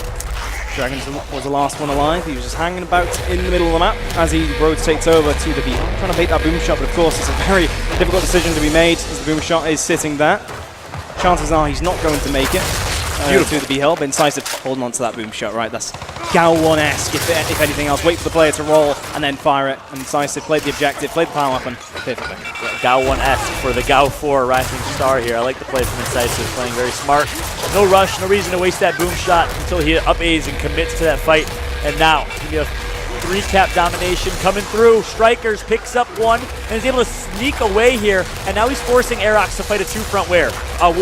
Brilliant play from Strikers. And again, Regal Reserve holds on. We'll see if they can string this into a round win, but smart plays from Regal Reserve. Players rotating over to the B hill now. Sammy just the zone for a second. The angles do come through into the issue now. Die6 is stuck in the middle. His teammate is to his left. Sammy is in a perfect corner just to sit there and provide the pressure as the Lancers come through. Generation Lancers through the middle as well. They're getting pinched from all sides. They've got nowhere to go. So many Lancers, and you wouldn't expect them to come out alive any day of the week there. Sammy gets the double. Shadows comes flying in though. So they have respawns coming through to Regal Reserve, but they're entering into a war that they really shouldn't win. Incisive handily takes him down. Huge plays. Incisive picks up 2 after Sammy picked up 2, so that was 3 dead right now, was 4 dead momentarily for Regal Reserve. Aerox again should be able to close these rounds out, but that's been the story for Aerox. They've outslayed Regal Reserve. We saw it in the first half of map number 1, way more kills, but they don't have a knack for closing rounds out. They don't push for the 3-cap when they should, and it ends up hurting them in the long run. Dragons trying to OE that sneakily to the enemy's home health, prevent a potential triple cap or something. As Shadows does find the kill on Incisive, pushing over towards that B hill. The boom shot is now the primary concern for these players. Both teams throwing in numbers just to be ready for a quick pickup if necessary. Sammy trades out with Shadows. And it's going to be Aerox now positioning for that pickup. As they do, numbers are going to pay off. Yeah, numbers are going to pay off, and guess what? Number of kill time is going to pay off as well. They have a 60-point lead, and that, with a boom shot, should be more than enough to win this round. J-Rage, 1 boom shot left. Going to hold on to that boom and use it instead to kill his own teammate. No, just kidding. Good boom right there from J-Rage, and they should be able to win this round. Yeah, Shadow's last man alive. Just get that number down. Whistle all the opportunities away for the enemy team to come back. They will win on points. Yep, 2 hills to 1 in this one. So Aerox down 2-1. Let's give this a little bit of a second as Ash going for a cheeky smoke tag. You wonder, what does Regal Reserve do here? There's a boom shot down. There's a cross at the top of the map. That opens up an opportunity for a mid-map placement. If you put something strong there, you spread out the fight a little bit, you take the pressure off that boom shot fight. Do you think maybe Insin's mid-map? It could be more of like, they could pretty much bring it to like more of like a mansion Gears 1 format, right? That nades area could be a pivot. It could be very pivotal in actually judging how this one pans out, right? If you put a frag grenades down there or incense, you can just throw them into the mech straight away into the B-hill. If that's one. It's a very difficult power weapon to get hold of though if a teammate is just sitting, of the enemy team, sitting back there lancering. You will need to go for a bit of a smoke push potentially, but nonetheless, at Regal, they're not going to go with something like that. They're going to throw Marxers down that cargo and pipes, which by the way, you can pretty much sit on the home hill, capture it, and shoot across the map, so that could influence things. Yeah, it could, but it gives the other team a weapon as well. So if I agree with that. You lost 2 boom shot fights in a row. I know they won the round. They lost it, but they did lose both initials as well. We'll see if they can win this one, though. Swift's going to take control right away. Look at the strategy change from Aerox. They're actually going to down 1. Boom shot grabbed by Swift here, and he is not down. Yeah, he is down with that boom shot, actually. So it all comes down to these fights. Again, it's going to be the blue team. Aerox with the double. He's still down with boom shot, though. Finally, he's going to get headshotted, I believe. No, he gets shotgun dead. And when the dust finally settles, Dragon's in Incisive in a 1 versus 2, but boom shot in the hands of Incisive. Dragon started off in the middle of the map. He's rotated up to Winch now, knowing that his teammates have lost the fight down bottom. This is what we wanted to see. The boom shot at the enemy's home hill. Bait from Strikers, perfectly done. Bounces, rolls back immediately. And that's 1 boom shot gone for Incisive. There's the second one going through, but they're going to need a little bit more than that, perhaps, to go for a triple kill. Yeah, they needed no reason to die right there. Yeah, Shadows just gets taken out. I like the idea from Shadows, but maybe perhaps a little bit too soon as he gets 2v1 and dies early. Incisive, I would have liked to see a double kill with the boom shot right there. He got baited for the first. Instead, his teammates are going to come through and support. 3 kills picked up. 3 cap domination coming through. Is anyone in distance to shut it down? No, Striker's not going to get there on time, and just like that, we are seeing the tell of the tale. 2-2, tied up in game number 2 here between Aerox and Regal Reserve. Once again, these 2 teams trading 2 rounds for 2 rounds. And I think Regal just played into the hands of Aerox there on that initial at the start. They tried to go for the aggressive approach that pushed the players out of the area, kind of like a mansion or rather gridlock push for that boom shot, right? Throw loads of numbers through the arch and then let the back person pick it up. I think that's the intention, right? We saw Dragons go to the enemy side of the map there through the middle, trying to push out that player, but Aerox, their experience, their teamwork showed there, lancering them out and eventually lead to triple cap. Yeah, well said, Doe. I mean, what actually made the difference was the Marksa placement. Yeah, I think it was the Marksa that down the boom shot. He's standing still. I don't care if there's smokes. I don't care who's stunned. That Marksa guy's not stunned. And I don't care. He can shoot through that smoke easily to down that boom shot guy. So perhaps a misplacement. We both called that out early. And it's 3 rounds won with the boom shot by Aerox. Once again, Striker's trying his hand, but immediately Aerox shut him down, throw loads of lancer shots, pistol shot, Marks are his way. But damage comes back, and Striker's trying to take advantage. He does get into the middle. He doesn't have anyone too close by for a quick weapon pickup for that boom shot. Die 6s does find Ash, though, and that could be the ticket. Yeah, it is. Boom shot coming in from Swift, and he gets the kill as well. So they've got the numbers, they've got the boom shot control. Now they can fly, and look at Regal already flying over to that sea hole near the line. Yeah, oh my gosh, but perhaps flying too fast as he's going to get taken out by Incisive. A huge double kill from Incisive yet again. Boom shot going to pick up J-Rage. I believe he is out of booms now. 3 cap domination, but guess who's still alive? It is Incisive. How does he play it? He dies off the bat straight away. And Regal Reserve finally wins an initial with the boom shot and capitalizes, turns that into a round win. Well played from Regal Reserve here. They go up 3-2. Sticking to their guns, sticking to the playstyle, pushing up as far as they can. As soon as damage comes through, pressure that, force Aerox to try and stick their heads down and keep you at bay. But of course, it was the icebreaker, right, to get it going down there at the bottom. And Regal Reserve, that's all they need. That's all they need, clearly, to get hold of that boom shot and snowball those kills. overkill in the middle. And we were speaking highly of that weapon earlier. 22-second respawn timer now, though, John. And I don't think anyone's going to go straight to that weapon in the middle. I think it's more of a block, essentially, because they don't want anything too influential. You're not going to pick that up and start shooting it at the boom shot from there, are you? Yeah, no, that's a great point. I think the placement of that overkill was basically a throwaway placement. They want to fight and focus on that boom shot. They've won 3 out of 4 boom shot rounds. Let's see if they can do it again, at least initial round. Shot grenades both come out. One team throws it on the boom, one team throws it offensively. No kills picked up yet, but it looks like a big fight going down up top. Shadows takes out 1. First blood right now for Regal Reserve. Make that 2. That's a 5-on-3. 20-second respawn timers. 3 dead. Ash trying to do what he can here. He's going to get down. No, somehow stays alive, but I'm not sure if it's going to matter here, Toby. Yeah, Ashens will be dropped there as they clean up the numbers. Only Ash remains alive there. No caps just coming through yet, but they have the numbers, you'd feel as though, and the respawn timer to go for this triple cap.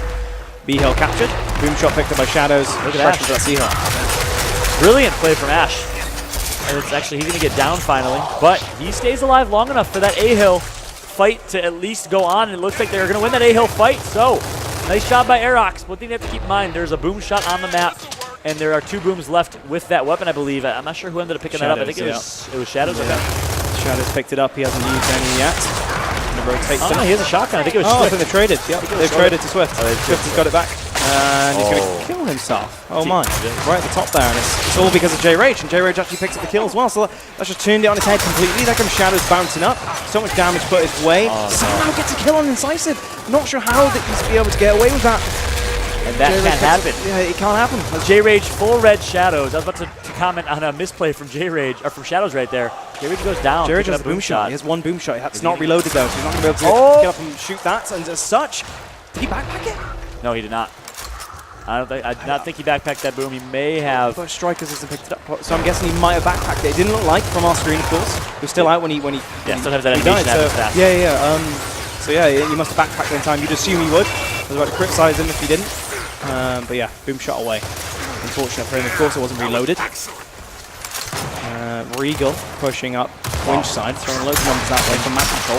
Single angle, smart position from the top. And you know what this round's going to go down to, Toby? It's going to be that second boom shot spawn. Yes, it's a double the lead for Regal Reserve, but really, whoever picks up that boom and strings together some kills should get the ace. Keep in mind, it's round number 6, so 20-second respawn timers. If you die, that really is your death for the rest of the round, in my opinion, once that boom shot spawns at least. Great Lancer from Ash. He tries to get the leg up there in the middle, knowing the scenario around him is not too ideal. Sammy picks up die 6s elsewhere. Once again, Dragon's pushing far up in the middle where he can get angles, and it's a do or die situation, right? You can't roll back from that. There's so much open ground.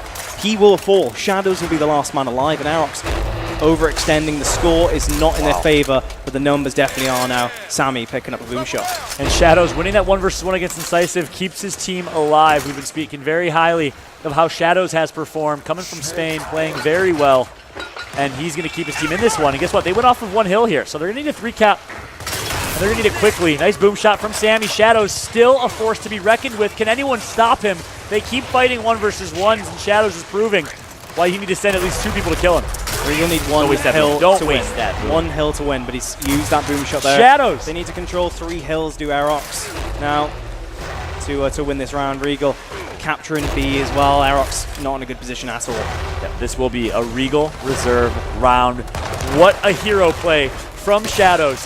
He overextends, fights 3 separate 1v1s, wins every single one of them. He had to play perfect, and perfect he played. Shadows keeps his team in the round. They go up 4-2 right now. Regal Reserve running away with this one, but of course, as soon as we said that last time, 2 straight rounds were won by Aerox. You cannot count them out.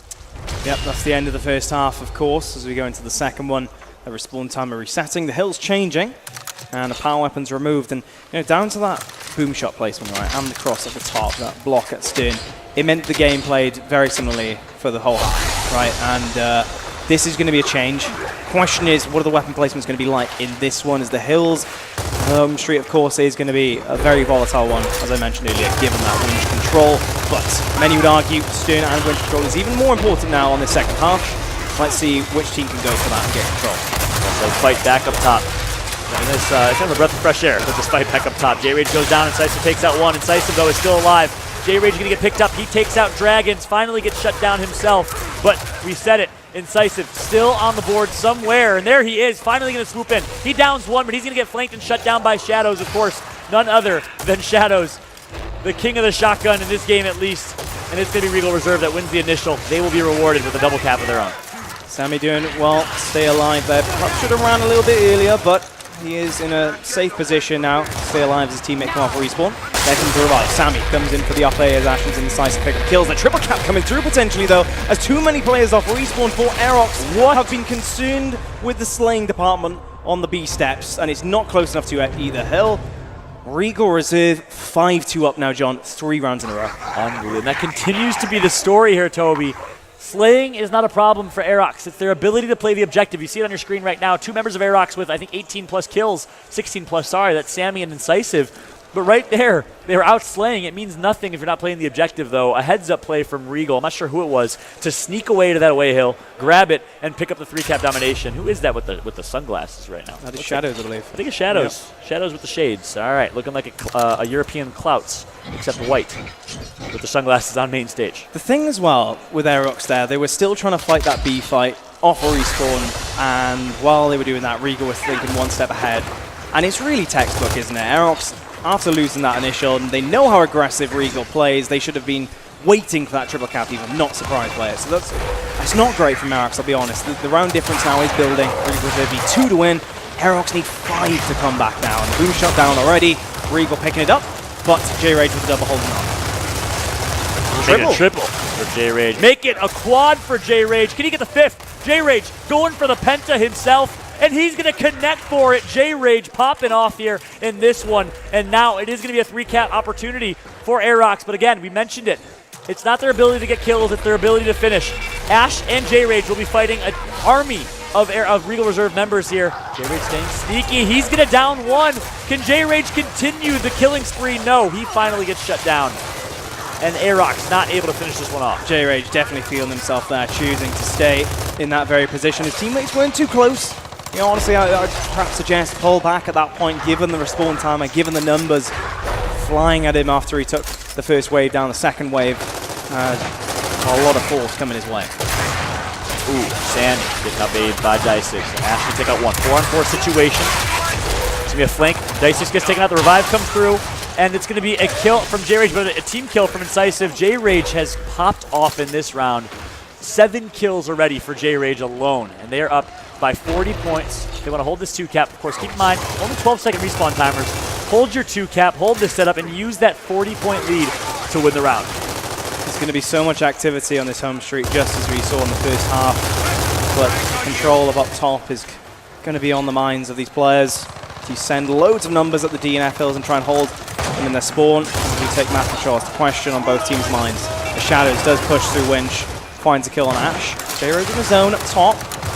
Getting some pistol shots in. Is he aware of Shadows coming down? He should be as the Lancer comes through. J-Rage pushes the 1. It's textbook from him, but the Shadows, the movement from him is too much in this scenario.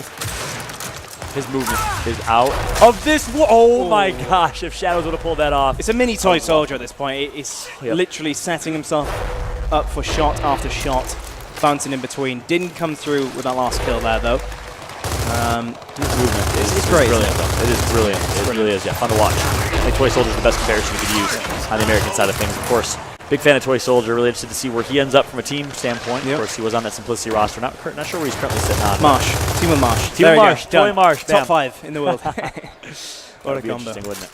Yeah, that would be a very interesting combo indeed. Strikers pushing up to the wind shot respawn here. Sammy, pinch essentially, but he does push the one that's weak. Great comms coming there from the team there. But he will get taken down as Shadows takes the height advantage. But cast your eyes to the top left, folks. 175 is Aerox now in terms of score. They only need 1 to win. And Regal numbers, they're dwindling. We go down. Dragon's trying to bait that kill here. Maybe get the revive. I'd say you can play with smart. Smart aggressive is the only way I can describe this. You want to play with aggression because your teammates are supporting you. But you cannot die. You need to value your life.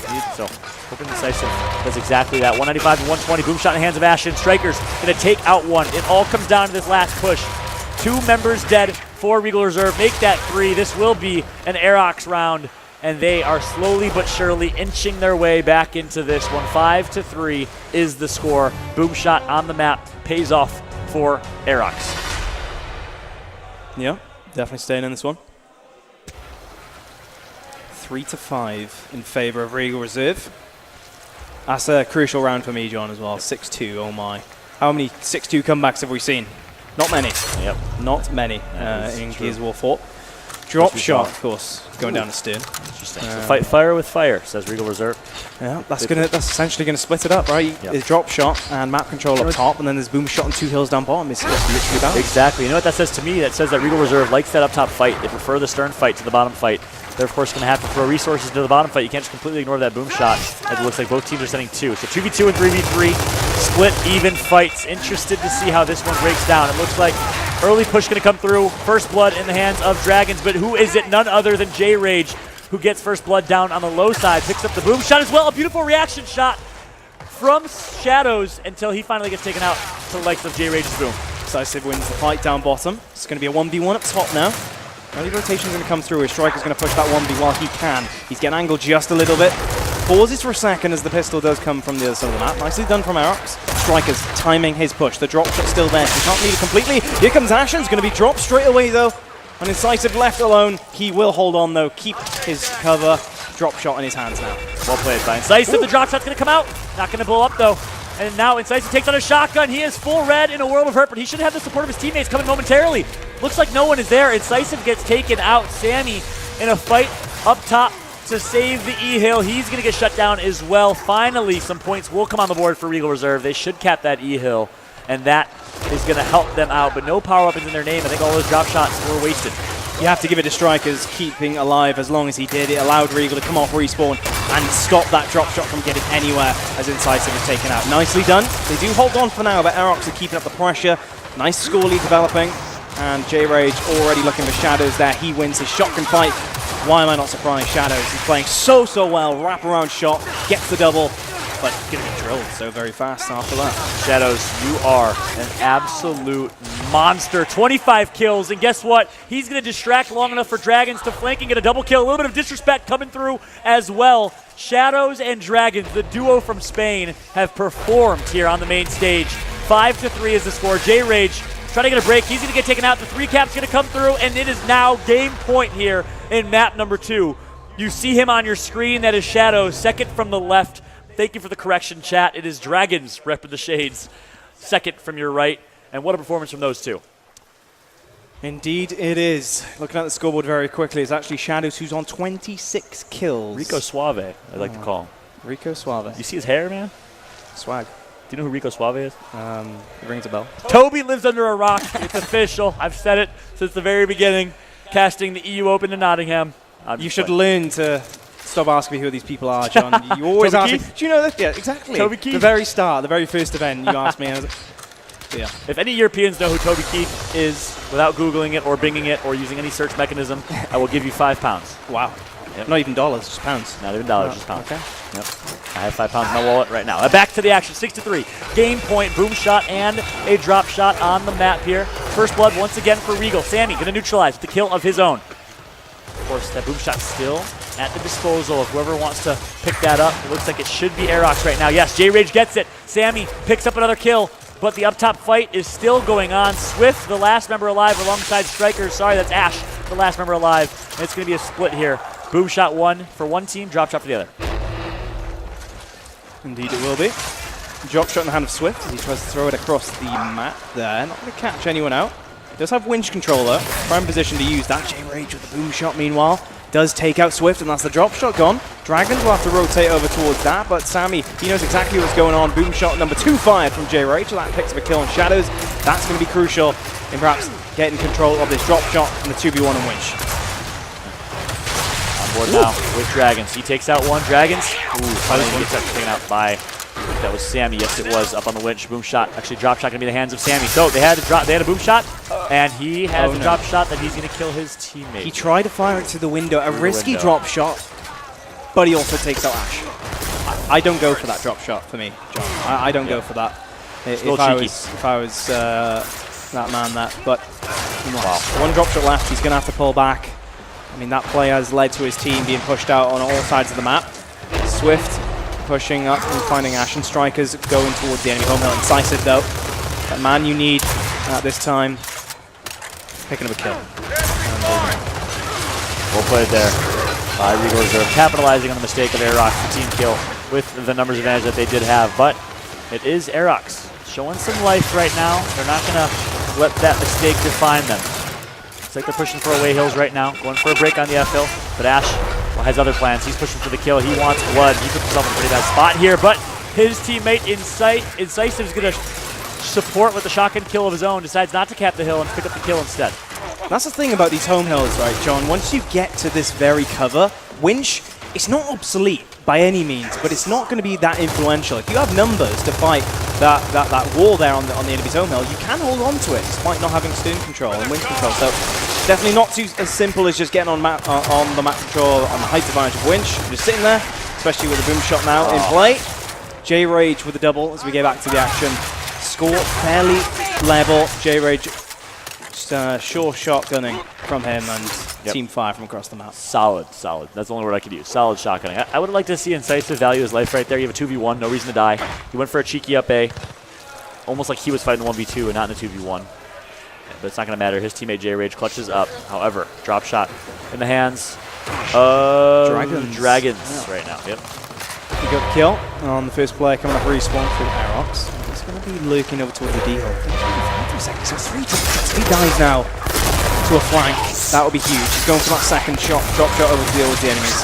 Hill, Ashen's picking up a boom shot kill onto Shadows. That could be pivotal in deciding who wins this round. Ashen's still fighting. It's going to be him versus Die. Sixes is going to be him. Ashen's taking that one down. They only need one Hill to win. And he takes the kill on Strikers. Just cherry on top of that round victory. They stay in the mix. 6-4 in favor of Regal now. 3 rounds needed for Aerox before Regal can get one. Yep. Ashen's looking good right there with the triple kill. While full red. He kind of looks like Hydrone a little bit. A little bit. You poster boy of Europe. Hydrone, you better watch out, bud. Better watch out. You got some competition. Being the face of Europe. I think he's probably playing on the side station right now. Is Hydrone and his team space station. Yep. We'll get the updates very shortly for you. I know we had some on screen earlier. We'll get everything confirmed after this matchup. Right now, though, 6-4 still. Of course, the drop shot and boom shot, they stay in play. The Marks are placed down, though, in Cargo and Pipes. Perhaps influencing things. You can pretty much influence both fights from there. And, tell you what, let's jump on board with the E fight this time around. Boom shot picked up quickly. Meanwhile, from Swift, though, down bottom. No kills just yet, so you'd assume Regal should win that confidently. If they can win up top now, given the respawn timer, given the weapons, it could be the end of the match. Big Ashen gets the kill early. Another kill picked up and neutralized. Lancer fire coming through here.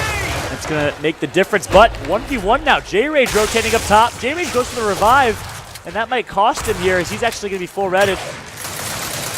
Pistol taken out, and there you go. J-Rage. I don't know if that revive was the right decision in that scenario. Smart play.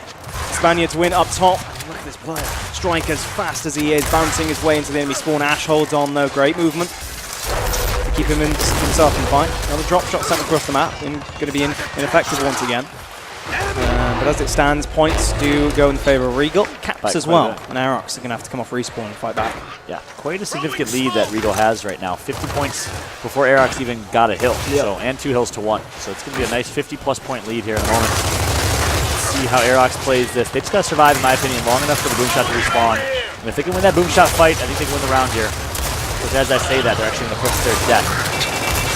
Avoid the triple cap is the only advice I would give. Nice wraparound shot right there from Dice6. This could be a 3-cap opportunity, but Sammy picking up kills up top. Let's jump on board to Sammy here and see how that fight is breaking down. Big 1 versus 1, and he's going to win it against Shadows as well. Sammy keeping his team alive. Smart use the meat shield just to make sure he can win that 1v.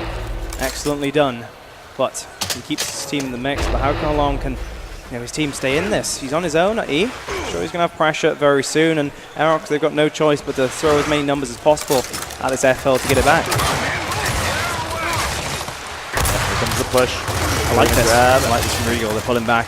Yeah, they are. They should rotate to E-Hill, though. I want to see a faster rotation to E-Hill, and meanwhile, I want to see Aerox rotate E-Hill and support as well. Looks like the one on Aerox is really getting there to help that E-Hill fight. They're content with losing it.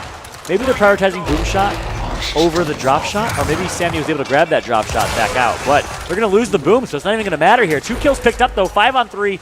Numbers advantage, which isn't much when another person has a boom shot in front of you. Striker's going to be full redded, and he has a boom. He's going to pick up a kill with it. So a little bit of a misplay from Aerox right there. You lose E, which I'm okay with if you gain Boom, but they're not even going to get Boom. Lots of hesitancy there from Aerox. They come off respawn, they win back their home hill, but it's 2 power weapons up, and you're not in a position to really defend both, especially given the revive chains in this game down bottom. Strikers with the disrespect, and it will be Regal Reserve holding on till the end, winning by points this time around. Second map will be 7-4, 1-1 in map count. There you have it. Regal Reserve bounces back with the map 2 win. And as we both predicted, Toby, of course, 2 different predictions, but a game number 3. I have Aerox taking it. You're still sticking with that Regal Reserve pick? Got to stick with Regal. I mean, if you look at the round count, 7-4 is a bit Toby, more you comfortable. don't have to rub it in, all right? Than 7-6, John. And as such, I'm very confident in my prediction right now. I will bet you $7,000. I don't have that kind of money. Not confident in this pick. It could go either way. All right, 7-4 is the score. Going into game number 3, which is going to be on Lift in this one. You guys see on screen, first map, if you're just tuning in, was Impact, 7-6 in favor of Aerox. They barely slipped away with that one, so I gotta agree. Even though I was showing some blatant confidence, I gotta agree with you. Regal Reserve has really shown a little bit more here. They were up 6-5, was it? Yep, 6-5 game 1, and they weren't able to close it out. And then, of course, a quite decisive 7-4 win in game number 2. They're looking like the better team, but I still got faith in Aerox. It was 6-4 actually in Impact, thinking back, because they had 3 rounds in a row, didn't they, Aerox? You're right, and so they came back from it. They weren't able to do the same here on Harbour. Regal Reserve do just continue on with their steamroll of many rounds in quick succession. Lift the last map, John. An interesting one. It's not your typical Foundation Reclaimed or Dam. Instead, it's going to be perhaps unorthodox maps for some of these teams.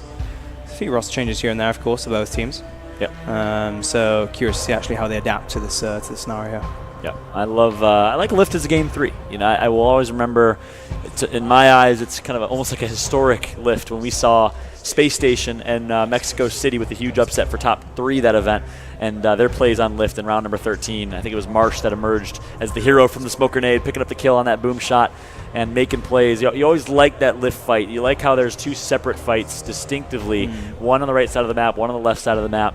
And it's always interesting to see how that breaks down. Of course, Boom Shot has been placed on both maps here, so I think we can expect some more Boom Shot play in game number 3, and more of the same, of course.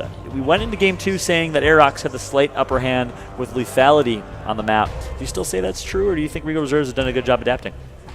Yeah, I think I'm going to stick to my guns, right? The philosophy of Aerox, they just need to hold on and stick to the guns and play as they usually do. After that 7-4 victory from Regal, especially in that last round, they looked a bit flat, did Aerox. Esports, and they were trapped in their spawn for a long time. They didn't react, they weren't proactive. Judging from that, I wouldn't be surprised if Regal have a much more comfortable map going into this one, but question is, it's all on Aerox at this point. It's psychological for me. They've played this map enough as individuals. Stick to that mentality, play aggressive on that home street, and also predict the aggression that's inevitably going to come from Regal as well. Yeah, I think we could definitely expect that. Well, you in the chat heard our predictions. I'm sticking with Aerox. Toby, of course, thinks Regal Reserve is going to take it. What are your thoughts? Aerox, a.k.a. Team UK, will they take it, or will it be Regal Reserve, Team Spain and France, or Team Spance, if you will? Who do you guys have taking it? Regal Reserve or Aerox? What will the score be? I'm going to go Aerox 7-5, Tobes. Aerox 7-5. What do you got? I'm going to go 7-5 Regal. How about that, 7-5 Regal? Yeah. You're going to smack me right back in the face. Indeed. All right. By stealing, by copying, by mimicking. Looks like we got a mixed response in the chat so far. 1 for Regal, 1 for Aerox. 2-2 Ultra for Regal. And S Beansy for Aerox. Team UK or Team Spain? I know we got a lot of British folks in the chat. Are you going to support your land, or are you going to go with the Spanish team? It looks like Aerox 7-6 has Beansy. Either way, I think it's going to be a good one. It's going to be a close one. Yeah, it's definitely going to be a close one. I don't see either team really running away with this, but I still have to stick to Regal coming out on top in this one. It's going to be an eventful last map, as both maps have proved to be, and I can't wait to see how this one pans out. Weapon placement-wise, you mentioned it earlier, right, John? Lift, there's going to be a lot of action on the home street. It's one of the more proactive maps, both in the first and the second half. A rare sight, perhaps, many would argue, in terms of the home street being very active, in terms of how many players sent there and how aggressive and how fast you go for those setups in that area. I'm considering what could the weapon placements be? We've seen boom shots put on between the home street so many times in the first half, and even the second half as well. Is the boom shot put over towards that rock side of the map? I think we're going to see more of the same. Yeah. But I kind of want to see something a bit different. Both teams, they've played 2Ks. So many times have they played against each other in different teams and whatnot. They know that could potentially be the scenario going into this one. They know what weapon placements they could expect. It's the last map. Both teams have proven that they're a good match for each other. And arguably, be different at this point. Take advantage of the weapon placement system. Be different and be unique. I like that. And arguably, this is for second place in the group. You know, a lot of people could say Space Station, of course, in that group. Group A stacked. We'll see how the action breaks down. I'm going to make a not-so-bold prediction, and to your point, say there will be a boom shot placed on the E-Hill at least 1 point, a.k.a. obvious predictions. And I like what I'm seeing in the chat. Thank you for the prediction. Looks like it was pretty much split 50-50, I think, a little bit leaning more towards Aerox. So we'll see how the action breaks down. On board with Incisive. Someone in the chat was saying how Will Ashens is a beast. I agree with that. He's performed incredibly well. Will it be Ashens? Will it be Incisive? Or will it be the Regal duo of Shadows and Dragons that pop off? Striker's going to get up and immediately puts to work with the kill on Ashens. So that's a misplay from Rage. Through the smoke, was not able to take out one. Still fighting. He does redeem himself somewhat, though, by taking die 6. His Strikers staying alive once again, as we saw on Harbor. Very good player in those kind of scenarios. And he does actually get B as his reward. Aggressiveness on the home street. I alluded to it. Now, Sammy and Aerox are the ones being aggressive. I do want to see them just get into the mix. Throw Regal same playstyle back at them, because I am confident in them performing on this very home street and perhaps get a spawn trap on the go. Just to slow down the Spaniards a little bit. Here come them off respawn through the cut. Aerox playing it a little bit slower as they pull back with lower health. Every time I see Sammy, he's just playing solid, he's playing consistent. Good shotgun use from him. He's going to take out one. He's going to stay in the fight here. Disagree with that, though. Again, we saw it happen on Impact as well. I would like to see a back roll to his teammates stay alive. Ashens, though, wins the 1v1 against Dice6. So some good plays from Sammy. Nice kill from Ashens here. But it is a slight lead for Aerox that A-Hill not able to be capped just yet. Ashens flies through the smoke. Gets the call out that Dragons is weak from his teammate in the form of J-Rage. Finds that kill, then pulls out. Perfect stuff from Ashens. Great teamwork from Aerox. Look at the pistol use, too. I mean, beautiful play. I know Ashens already gaining some fans in the chat. I'm personally a fan. I'm loving the newcomer on the European scene. A big fight here. Can they get the kill? Yes, they do. 3-cap domination going to come in. Oh, wait, no, that C-Hill was broken. Jeez. 3-cap domination going to come in, largely thanks to the individual plays from Ashens right there. Manages to stay alive, wins a 1v1, and then values his life and puts in some great work here. And it looks like Ashens sitting with 3 kills, Sammy with 4, 5 for J-Rage. A good start here for Aerox. And J-Rage had so many big kills there, didn't he? At the end, he saved that triple cap from coming through, winning that 1v. He got enough kills at that B fight, despite dwindling numbers in his side, just to keep it level and enable Aerox to, have that positional advantage, the numbers advantage at the home street for long enough. Well done to him. And there's a reason Epsilon made the decision in Season 1 to replace Ash with J-Rage, and I think we've seen why. Game 2 and Game 3, J-Rage has performed so well individually. Smart plays and great shotgun work, as let's go into round number 2 here. 3 versus 3 over on the B side of the map, and again, straight away, it's going to be Incisive. No, it's actually Ashens this time around, playing with aggression. Full red is Dice6. He's going to be getting flanked here. Going to get taken out. Unfortunately, no one was able to call out that flank right there, but a good job by Ashens. J-Rage flying through as Dragons does come away from his fight.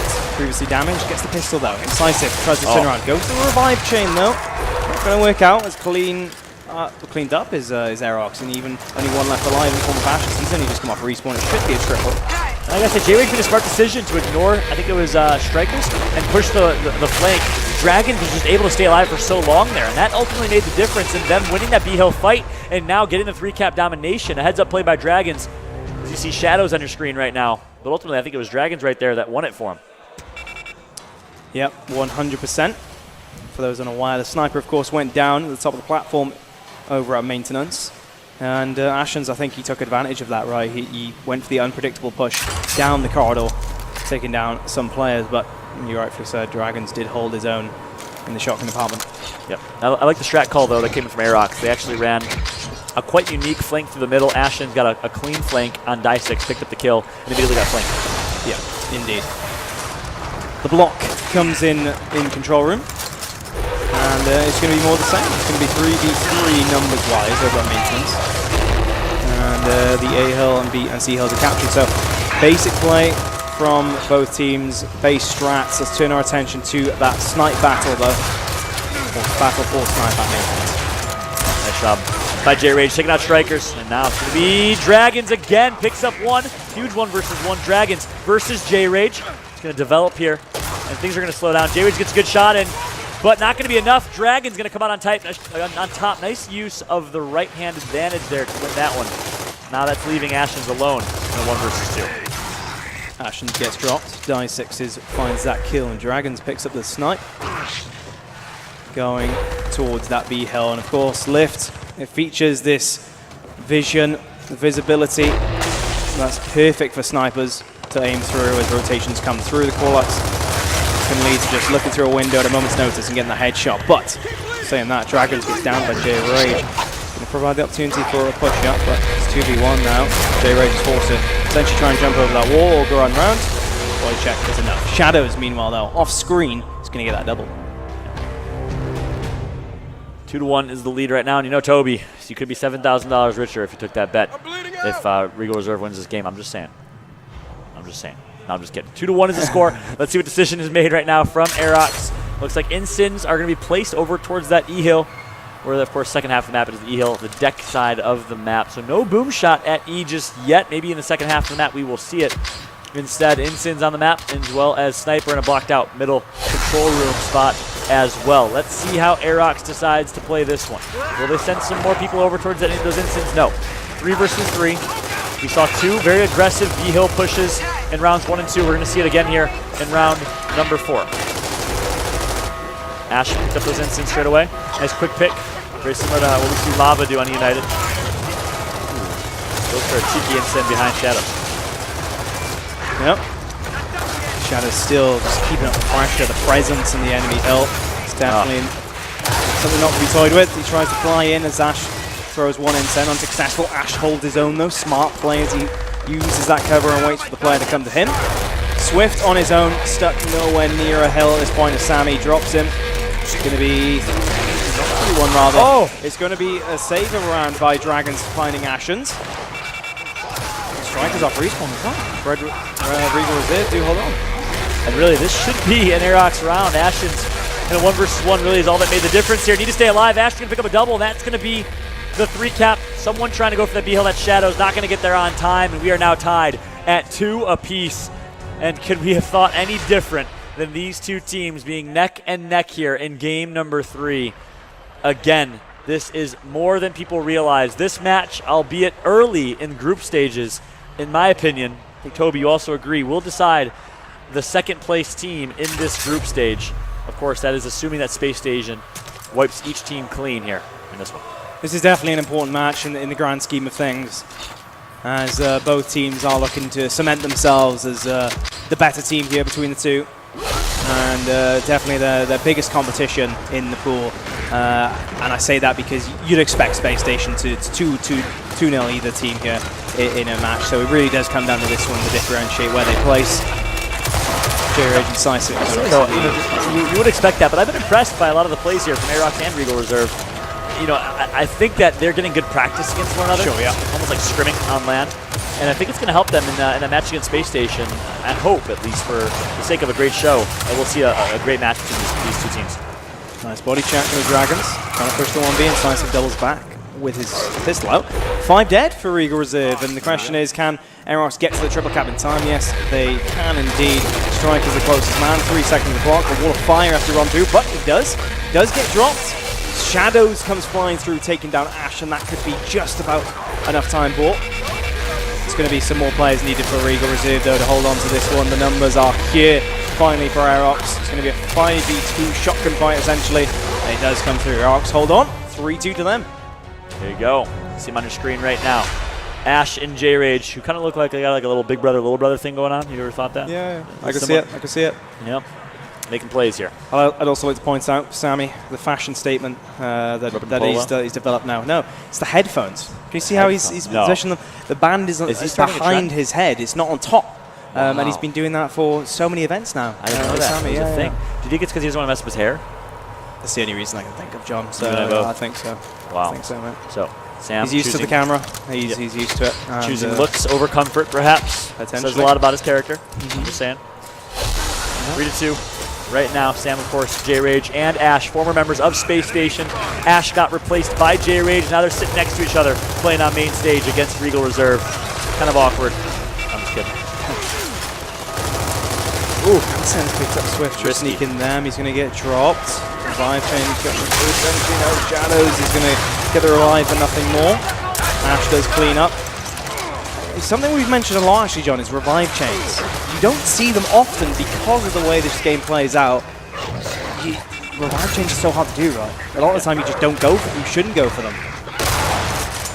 Yeah, no, I agree. I think at the same time, we see it happen more on the American side of things. Optic Gaming, probably the best revive chaining team in the game. If you can see the stats, I guarantee Optic has more revives in a given game than any other team because they do a great job wolf hacking. But it is something that sometimes it's not the best decision. Like right there, I do not think that Shadow should have gone for that revive. I don't think that Swift should have gone for those instants, though. A little bit of a misplay. And that's always a big criticism of this Regal Reserve team. I was talking to Reaction before this match, and in typical Reaction format, and I quote, 0 brain cells across the 5 of them, and when speaking of Regal Reserve. And perhaps lack of mental play showed right there for Regal Reserve grabbing those instants. Decisive, big one being in Striker. Striker's holds his own. Nice closing of the gap to ensure he falls. 5 down for Aerox, and they're looking for that triple cap. And they'll get it. They'll get it. As Aerox barely come off respawn in time to run over to that. It's going to be 3-3 going into the second half. What more can you ask for, John? Nothing more. I mean, absolutely nothing more. What a great match this has been. What a great tournament this has been. If you are one of the, I believe, 300 plus watching this, as you guys are probably well aware of, there deserves to be at least 3,000 plus watching this with how great the gameplay has been so far. Spread the word, especially this match. Going to go the distance, in my opinion. I called 7-5, but may even go to another round 13. We saw it in map number 1. But tweet it out, support the Gears War scene. If you could make it here in person, I appreciate you joining in online and showing support for European Gears Esports. It's been a great tournament so far. Fox Esports winning 2-1 in match number 1 against XCon. That was a huge upset. Not many people saw that coming. The Italian team, many say the second best team in Italy, upset a top 6 UK team. Would you call it? Yeah, I'd say that. Top 6 or thereabouts. But yeah, that was an eye-opener. And it's kind of the similar storyline to the Spaniards of old, right? When Regal Reserve and those players started coming back, coming from the online scene into the LAN scene, excuse me. And I think they're playing in a similar style. The shotguns are clearly on point, despite what many would describe as inexperience compared to XCon in that matchup. And boy, did Fox Esports, the Italian team, show up. Fair play to them. Yeah, completely agreed. Not sure how they're doing the rest of their pools.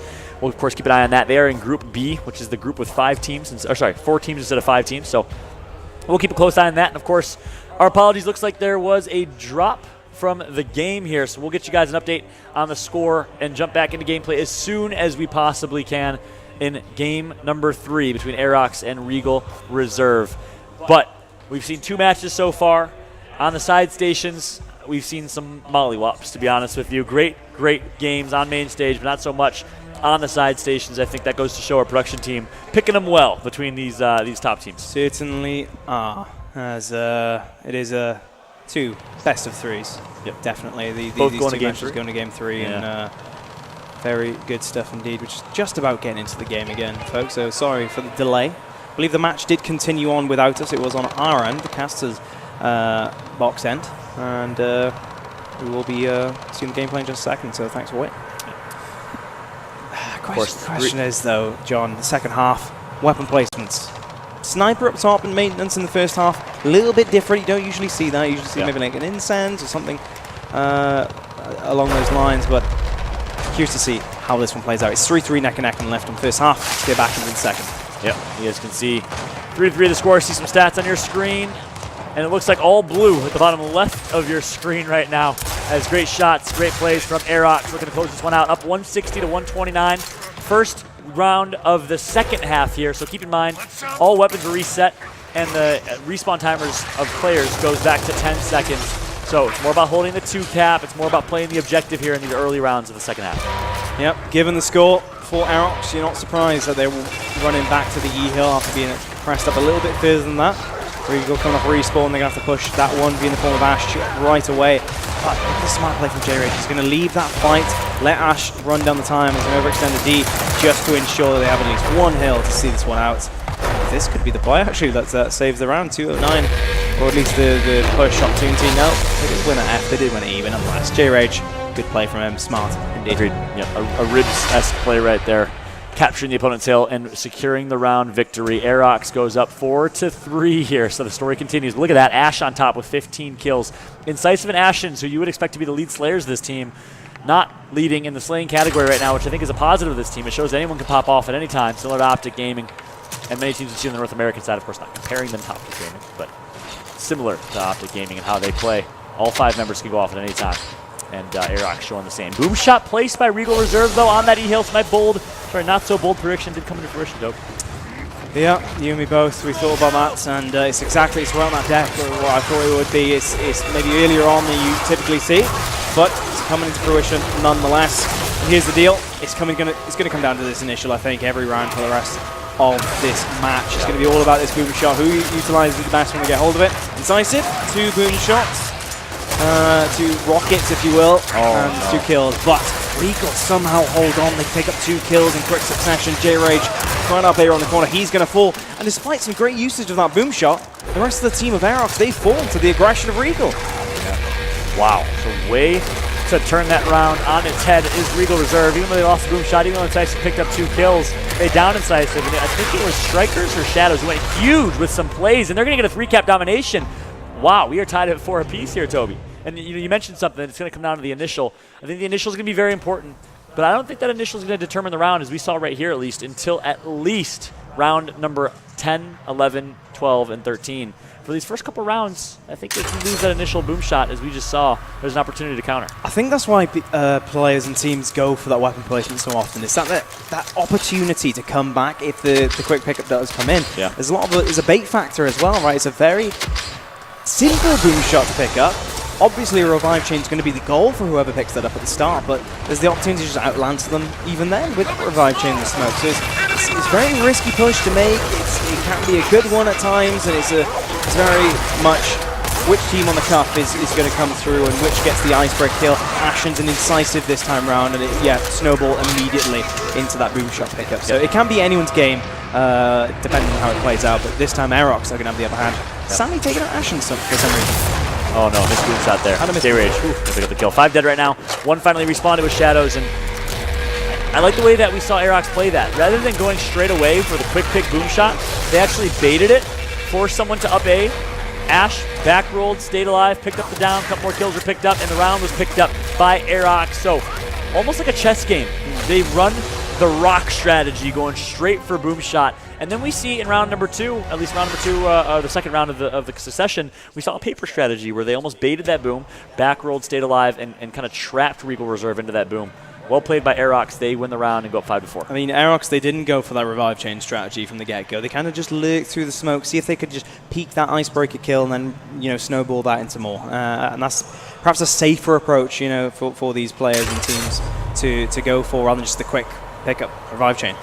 This strat's happened so often in Europe that I predicted it, and it's literally expected at this point, John. And I'm not too surprised that both teams are perhaps not going for the revive chain strat straight away. They're baiting the other team, they're seeing what they can do through other means, and work for Aerox then. They're 5-4 up, and it's going to be more of the same here, potentially.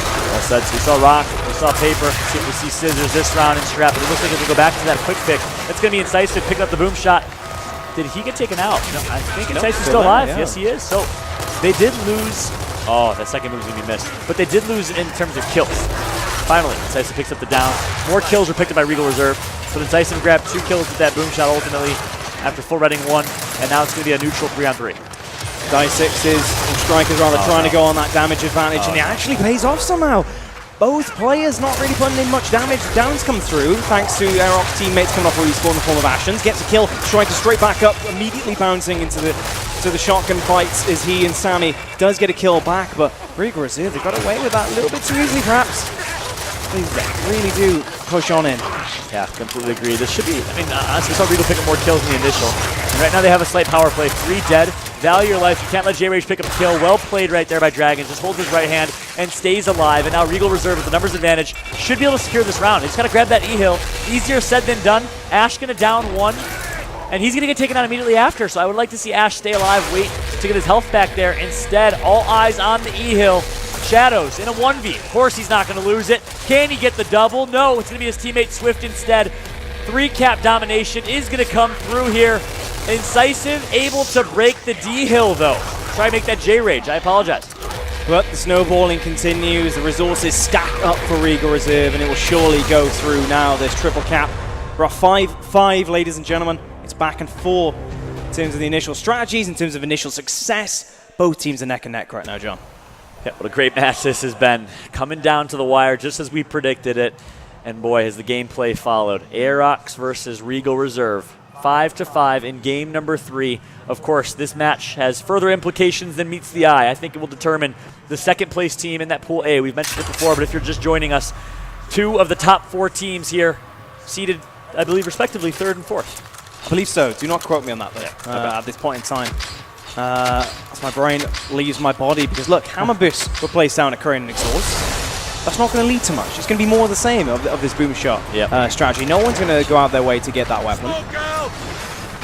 4 versus 4 at the boom shot, and 1 player of each team respectively going through that control room for that angle. Dragon takes out his own teammate. The boom shot by Incisive picked up.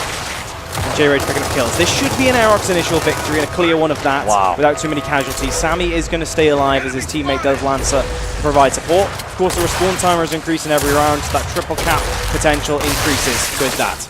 And a trade going to come through. D-Hill being capped. Not sure if anyone is in distance. No, they are not. Another round for Aerox, and this is match point now. And Toby, you said it perfectly. The boom shot round has dictated the winner of every single round, just about, and since it's been placed right there. Aerox did win the initial, and they do come out with the round victory and match point opportunity here against Regal Reserve. 6-5 is the score, and it looks like they're just going to block out. Oh, where did they place up top? Something was placed up top. We can't see it. We'll, of course, check that out as soon as we possibly can. But Incense. Not sure. Incense. Okay. Indeed. I'm not sure if it's going to matter though, as that boom shot will be I think grabbed. the boom shot and the initial will be over by then. But agreed. if it's still a stalemate, given the score count that Aerox have got to now, 1 round away from winning this match, it's there to make a play with. Ryan goes for that quick take up. Revive chain in that end. Let's see. Incisive, he's been picking up the boom shot loads in this in the past few rounds. Now he's going to get that icebreaker kill, but Shadows does answer back. Big opportunity here for Ash. He takes out 1, making a 4-on-4, but it's going to be Dysix that takes out J-Rage. Ash is going to counter with the kill of his own. They are trading tit for tat right now in this one. 3 versus 3 situation. Boom shot, however, going to be grabbed by Ash. That's a huge sneak. Keep in mind those instants are in play here. Swift picking up a kill on the right though somehow. He does drop eventually though. It was a 2v1, so you'd expect Sammy to clean that one up. In terms of numbers, it's not clear cut this time round. Incense are going to be picked up by Ash, but he doesn't have a shotgun just yet. I'm sure he's going to pick one up soon after utilizing that final boom shot. With this respawn timer though, with this 1 boom shot looming around the corner, yes, he will find Dragons. Hammerburst picked up by Incisive, but Shadows is still in the mix. Regal not trapped in the spawn at this point in time. But he's going to put himself in a pretty dangerous spot right there as Ash. Not sure if I agree with that decision to go wide left and play for the boom shot. It does get him taken out. I think he had 1 boom shot left as well. So we will live to see a further round here. It's only 32-15. Boom shot respawns in 1 minute and 20 seconds or so. This is going to be an interesting one, Toby. I think it's going to go to the distance. Incisive does well to pick up that kill as the damage comes through in the form of a pinch.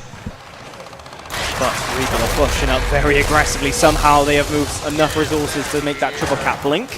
Tim to score, it's balanced. The boom shot is not in play. So there is some time for Aerox to use this 1-man advantage now to press out. They are going to be over at the E-Hill. 1v1, no, Sammy is there, so Ash isn't going to press on. Rightfully so, Dragon pulls back. Bit of a stalemate for now, as both teams come off respawn and reposture themselves. Yeah, the key right now, though, is Aerox is able to get map control by getting these key kills. Boom shot will be up in about 30 seconds or less, or even, I think maybe 15 or less, and that is going to be the difference maker in this round, I think. 7-5, I predicted. Will Aerox win this 7-5, and will Toby owe me $7,000? Oh, no. Only time will tell. Well, I'm just kidding. Sammy picking the kill, and Dragon's going to be back and forth in terms of the kill department. Once again, Regal, only 2 alive. Are Aerox going to press on with this, or they're going to wait for that boom shot? Questions really being asked of them right now. They're going for the former, and that's going for the triple. That needs to be a headshot or a down right there. Swift cannot survive. Nice marks work fight at the end by J-Rage. A couple missed shots, and here comes the push. Ash took out one. Swift's going to pick up a kill. Shadows picks up another and keeps Regal in it. Who has that boom shot, though? J-Rage needs to get the down. He's going to get the melee. But Shadows stays alive. The triple cap opportunity is gone, though, because Shadows has gone off. He's taken out J-Rage. Only Sammy remains alive, but he did pick up that boom shot while all that was going on, John. So he does have a leg to stand on, despite the Shadows running at him full force, trying to bait that boom shot. But movement does perhaps get the better of him there as Sammy waits. And Shadows made a huge play, so I got to give it to him. But right there, that's not the right decision. I know you're trying to bait a boom. You didn't bait it. Give up, leave, back out, reset. There's nothing good that's going to come out of up-Aing, head downing, a boom shot with elevation, and the way that Sammy has the position right now. I don't like that play from Shadows. I know he made a huge play right before that, but still. The score as well, Aerox, they've got such a lead that they really do need to regroup fast to Regal and start making a push. Sammy, great incend, by the way, on that player. One boom shot left. You think that's it now. Shadows is going to get damaged out. The score only too extensive now for Aerox Esports. And this will surely be it. What an ultimate round there to finish off a great game. And boy, oh boy, it was a mistake right from Aerox that brought the doubt in the mind. Sammy, that smart player, that consistent player, was at the back line with that boom shot to hold on. And some mistakes we were talking about with Shadows. 7-5 though, nonetheless, the final score, as Aerox do win out in the end. Fantastic stuff from them. Yeah, amazing game so far. We've seen 2 great matches in this one. 7-5 in game number 3. 2 3-game series on the main stage. And what a show it's been so far. Aerox able to edge out Regal Reserve in game number 3. 7-5 in that one. Yep, fantastic game, that, gentlemen. Another cracking event on stream, another series that went right to the wire as well. Game 13 is coming up fast and furious pretty much across this EGL. And yeah, Aerox coming out on top. I think the question that we asked at the beginning of the stream, are they on point? Are they flopping this event? I think they've just answered that. Yeah, I know you guys were concerned about this Aerox squad. They've let you down before. Toby, I asked you in the first map. Drew, I'd love to ask you as well. Is this a different Aerox roster than we've seen with the Pandemonium and the Bittersweet roster in the past? Potentially. There were some mistakes, right? We picked upon them quite a lot. Regal Reserve made some mistakes as a team as well. But no, Aerox, overall, in the grand scheme of things, they kept their head on the shoulders, to quote myself repeated times. And actually, fair play to them. They played really well, and the moments of greatness definitely outshine the mistakes for me. Yep, definitely so. I mean, we saw in that last round, there was such composure as well from the team. Sammy holding the boom shot, three times he tried to bait it out there. You're not going to trick players of this caliber, especially not on main stage in front of everyone watching. So, yeah, fantastic composure. And Ashens as well. I mean, we asked a question about him, does he fit into this roster? We know he came in at the last minute as a replacement for Godfex, but from what I've seen today, well, he looked pretty strong to me. Yeah, I completely agree. We talked about it long. He gained some fans in the chat, as I said. He gained 1 fan on the casting desk as well. I loved what I saw out of Ashton. Some brilliant individual play, very smart play, valued his life when it mattered the most. And for someone who is playing on the main stage with the top team, perhaps for the first time in his career, I believe he has an opportunity to shine. He's really performing well. Yeah, I mean, he's had a fair bit of experience in terms of main stage, but yeah, he's new to this team, right? And a lot of pressure on his shoulders, honestly. We didn't really touch upon that he was the replacement for Godfax in a mainstay European team, and he's playing with veterans, and a lot of pressure on his shoulders, but he performed, didn't he? He performed really, really well at that. Yeah, I completely agreed. And Toby, you made a point. We saw a lot of mistakes made, and we definitely did from both sides. But looking at the positives, we saw some great things from this Aerox team. I mean, both teams, of course, but Aerox, a couple of things that stood out to me. Game number 1, the ability under pressure, down 6-4 in rounds, to clutch 3 straight rounds up. Only certain teams are made of that caliber, and it says a lot about their composure to bring that one back. And, of course, in game number 3, after losing quite decisively 7-4 in game 2, to bounce back the way they did, I saw some good strat calls from them. I saw them play their strengths very well. They knew that they liked that boom shot strategy. They knew that they were winning a lot of the initial fights, so quite often they placed that boom shot. They called some good initials. Sometimes they did quick picks. Sometimes they baited the quick pick. I liked what I'm seeing out of this Aerox squad. I think led by Ash, we always talk about how great of a job he does putting rosters together. I think they're going to go to the distance. I think they'll go pretty far in this tournament. Yep, I can't disagree with that. So we've talked about Aerox. On the other hand, what about Regal? I mean, we saw them come out flying in that first game, and they gave it a good shot for sure. I mean, they're always a team that are kind of pushing that top 5, that top 4. Do you think they've got what they've got what it needs to be to get to that point this time round, or are we seeing a bit of a shaky start? I think we do. I think it was more so Aerox, coming up trumps and performing well rather than Regal making too many mistakes and whatnot. Don't forget, on the first 2 maps, Regal Reserve were really leading the pace of the game. They were the ones who were taking the big round count leads when they eventually did come through. It's just that Aerox, in the end of the day, perhaps experience showed on their side to really return and answer back when necessary. I think it's more a signalling of Aerox performing really well at this event, this loss. It did go the distance, 2-round difference between the two. I think my advice to Regal Reserve is just keep your heads held high, because that was a great performance from them. They've lost the closest competitor, you'd argue, but yeah, I think they have the potential to really go far in this event as well. Yeah, and I completely agree with that. I think the greatest strength we saw of this Regal Reserve squad was their ability to slay. I think they're up there with some of the top shotguns in Europe, some of the top players in Spain. Of course, everyone talks about Cougars as one of the top tier players in Spain, but I think a lot of these guys, Shadows, Dragons in particular, I was really impressed with their individual skill. The biggest thing for me is just decision making. So we were really critical of that last play from Shadows, pushing that boom shot and not valuing his life, and we saw that happen a couple of times throughout. 1v1s, great. Shotgun skill, great. Their ability to work as a team and some of their individual decisions, I think, really cost them. Yeah, definitely. And you mentioned Cougars. He's going to be up next on stream, I think. I think we've got Lucent against XCon if the score sheet's right. So, yeah, we'll be seeing him pretty soon. And I know they had a fantastic game this morning, 14-0. So, yeah, pretty strong showing from them.